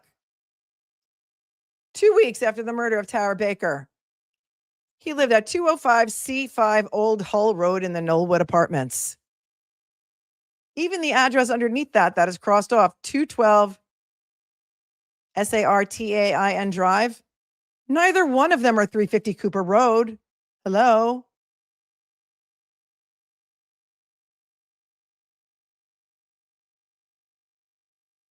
Live for Now is like, well, I know what I'll be doing this afternoon. Call me Alice II. He wasn't homeless. No, he's always lived places. Don't spread rumors like that. He's always lived with women mostly.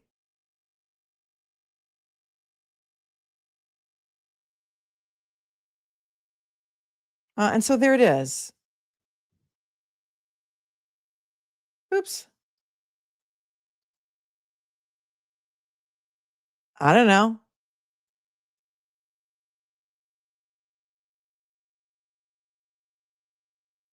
Eventually, he pled guilty to this, but it was 7 months later. So he spent 7 months in the pokey.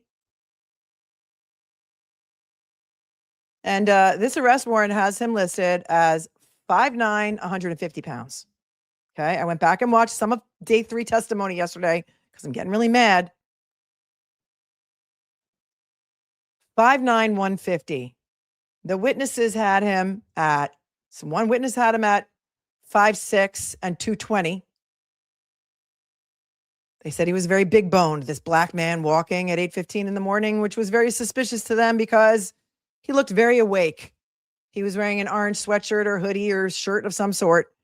And so therefore, must be guilty of something, right? So now I have more questions than I have answers to.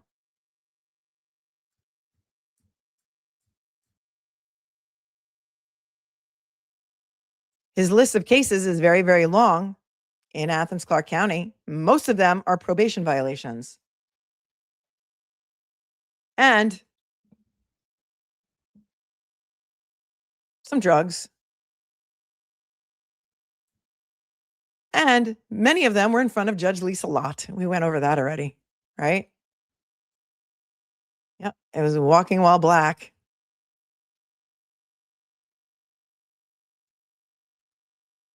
I'm sure all the witnesses who saw the white man running away from the scene were unavailable.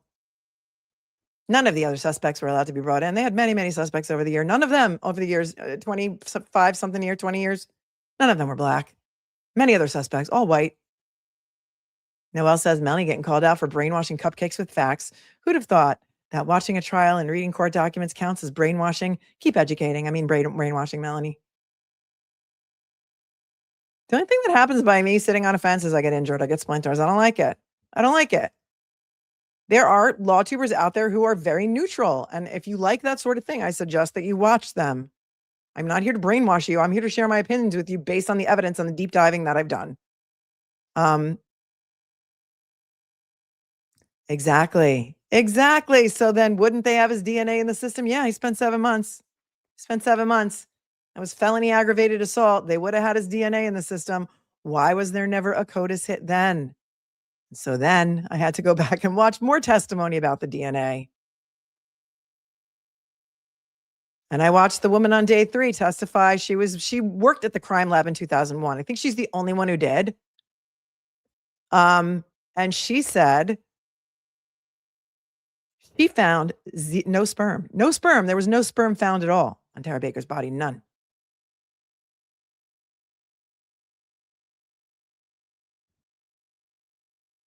But riddle me this.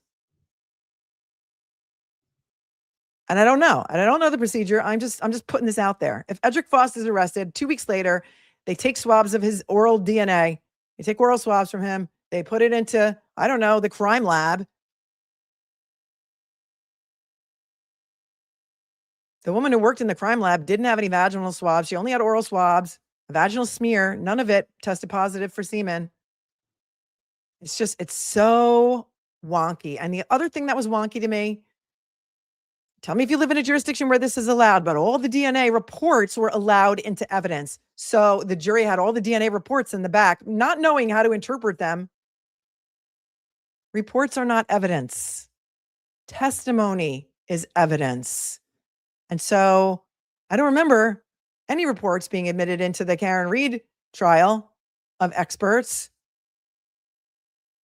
It's the testimony that is evidence. But this jury, over objection, and the objection was hearsay, and in my opinion, Maude Cruz was right about the hearsay objection and the reports being allowed into evidence, because the jury got to have that report about the presumptive testing for vaginal epithelial cells, and they probably looked at it and they're like, the oral swab was really a vaginal swab. But we've talked about this before, because over time, especially 20-something years, unless it is stored in pristine condition, the DNA degrades and it could give a false presumptive positive test.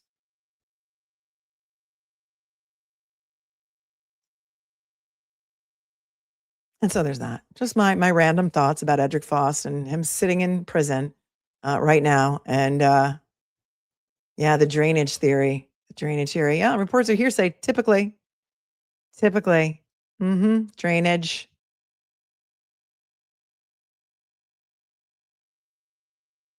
I'm not saying it was Chris Melton. I'm not saying that.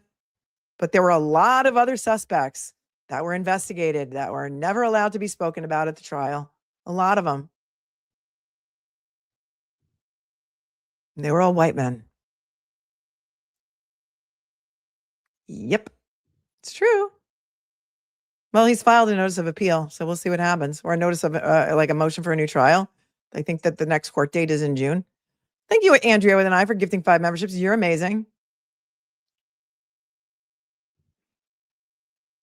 The defense did not put on a case. They did not put on a case. I think they felt that they had so many appellate issues by the end of their case. They didn't put up a case. And if they did put up a case and a DNA expert to come in and refute everything, it may have been harder for them on appeal because there were so many appellate issues. So many appellate issues. Please. Remember, there was also unknown male DNA found. Unknown male DNA. Remember also, and we looked at the Baker-Coleman Act. We looked at the Baker-Coleman Act. The actual act itself said a case cannot be reopened under the Baker-Coleman Act unless there are no suspects. That is one of the criteria. That was one of the criteria for having a case be reopened, a cold case. There had to have been no viable suspects. And so the investigation of Jeremy and Liz could not have led to one of the people in the enormous file that at one time had been considered a suspect. Go read the Coleman-Baker Act. It says it. We went over it. They had to get a guy. They had to get a guy to pin it on, and it couldn't have been one of the suspects. To have it reopened under the Baker-Coleman Act. $5 million act was on the line. And the podcaster from Crime City Podcast, who did the whole thing on the Baker case, is the one who claims that he's the one who thought of it and got the families involved, the Bakers and the Colemans.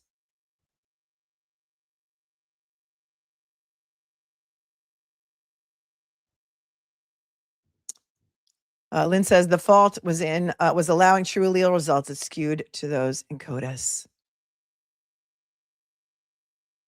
I mean, you're all brainwashed because look, Amanda says they just wanted to convict anyone, especially a black man. And it's Georgia, you know? No, I mean, Wyoming Nana Afor says it was a fight from day one, Faust. The judge never gave Cruz a chance. She was horrible.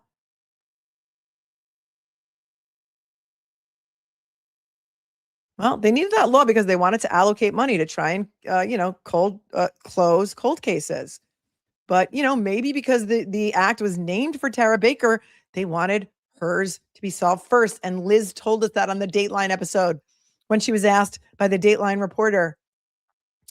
So what did you think? I mean, how did it feel to be trusted with, you know, the Tara Baker case? In the first case, you're assigned as with this new cold case unit. And she said, I felt like I better solve it.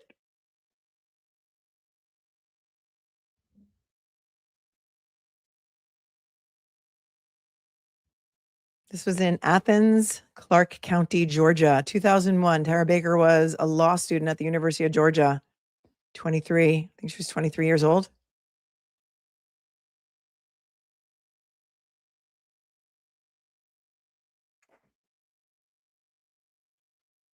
And so he says, defense attorneys went through motions with the judge about what they could bring into evidence. Many doors were shut before they arrested the defense case. Strategic decision. I agree. Also, there were many motions that weren't even decided by the time the trial started. Right? And remember them showing the sketches by the sketch artist? I mean, some people say they look like Edrick Faust, some people say they didn't, but how many other sketches did they have of other suspects? Of white guys that were never shown to the jury? I don't know. It's just the whole thing. It haunts me. It haunts me. But don't let me brainwash you. Go back and watch the trial for yourself. Go watch it.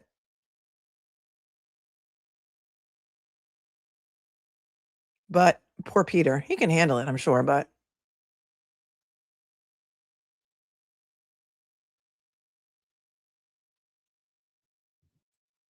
Robin says they used Tara's act as a way to hamstring the defense. KBD says, I can't believe a jury found Faust guilty with what was presented to them. I just can't. I'm blown away by that.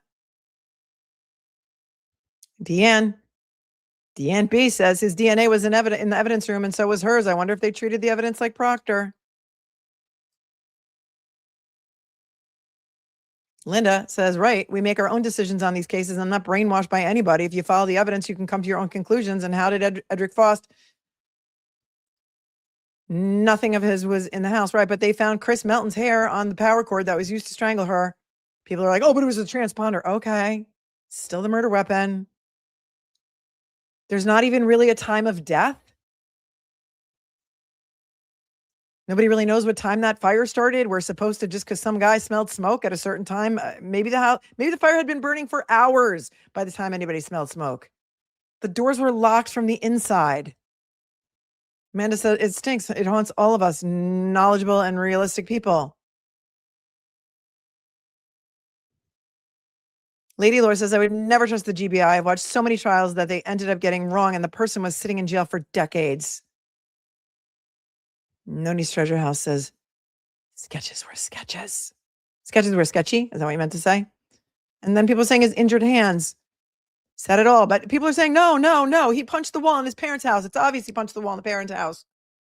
It's obvious because the day that he was fingerprinted by that guy, the first day of his statement, he was fingerprinted. And then the fingerprint card went missing also, didn't it?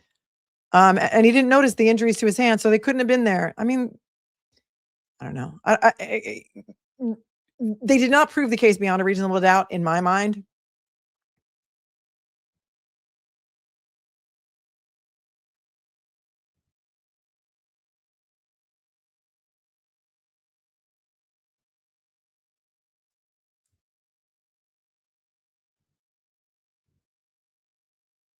And there was so much reasonable doubt, I thought.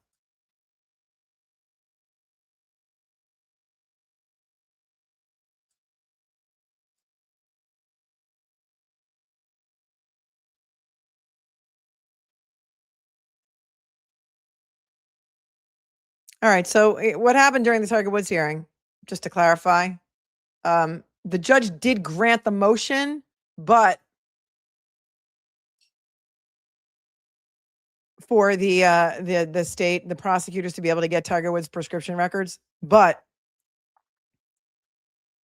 the prosecution and the defense came to an agreement that the records would be sealed from the public, and then the judge granted the motion. So it was both. It was a stipulation that the records would not be made public, and then the judge did grant the motion. So we were both right. We're both right.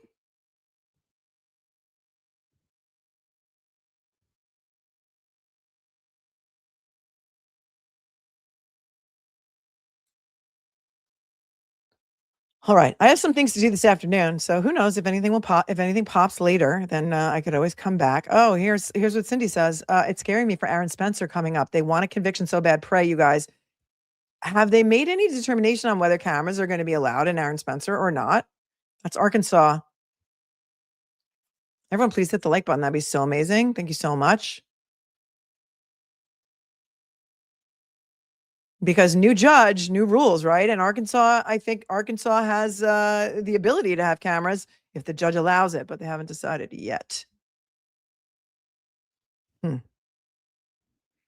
See what's on the docket for this week. Aiden's hearing is on Thursday at 9 a.m. We'll see what happens. We'll see what happens.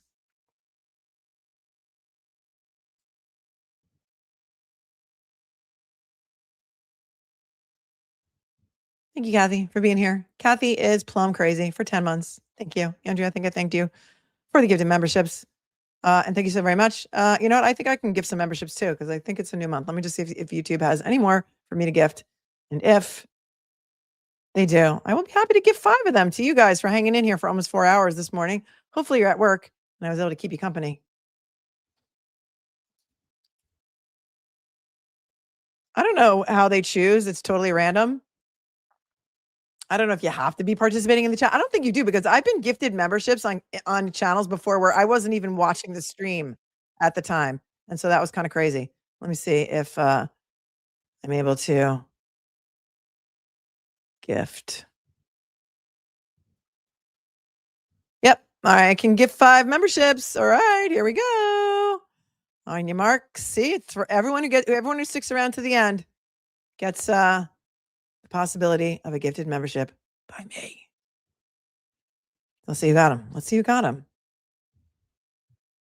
Dina 3470, Rebecca Marnie, Dash 340, Melon Mama 2, and the Shadows with MJ. Welcome. Welcome. Check out the members only emojis. They're awesome. Tell me what other things you want to cover, what else you want to talk about. Matt Damon and Ben Affleck were sued for a movie they did called The Rip. And it's about some Massachusetts. No. It was in Florida. About these cops who go to a stash house and they find millions of dollars in the wall. And they weren't even named after, the characters weren't even named after them. They were sued. So I'm like, oh, there was a rabbit hole for me. I had to go watch the movie. It's called The Rip. Has anybody watched it? I'm not done with it yet, so I have to finish watching it. But you know, people are getting sued every day over silly things. And so I don't know what's going to happen, but I think it's in Florida. I think they were like Miami police officers. Correct me if I'm wrong. It's called The Rip. Go watch it. It's free. It's on, I don't know where I found it. Maybe on Netflix. I don't know. But I like Ben Affleck and Matt Damon because Matt Damon was on Saturday Night Live the other night. And I thought he was funny. Right. It's giving Afro Man. Going to bring more publicity to bad cops. I mean, why would you do that? Just because you think you want to make some money off the movie? Yeah, and go watch the Chappaquiddick movie too.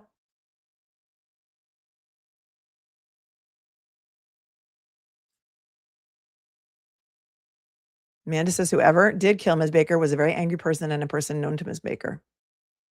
I mean, people who believe that Edrick is the right guy have an answer for everything. So, I mean, go for the comments.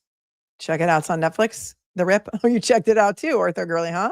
You heard about the lawsuit and you went and watched the movie. See? I'm not the only one.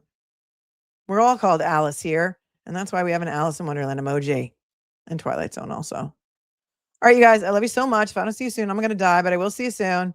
Thank you all for spending so much of your time with me today. 4 hours goes by fast, right?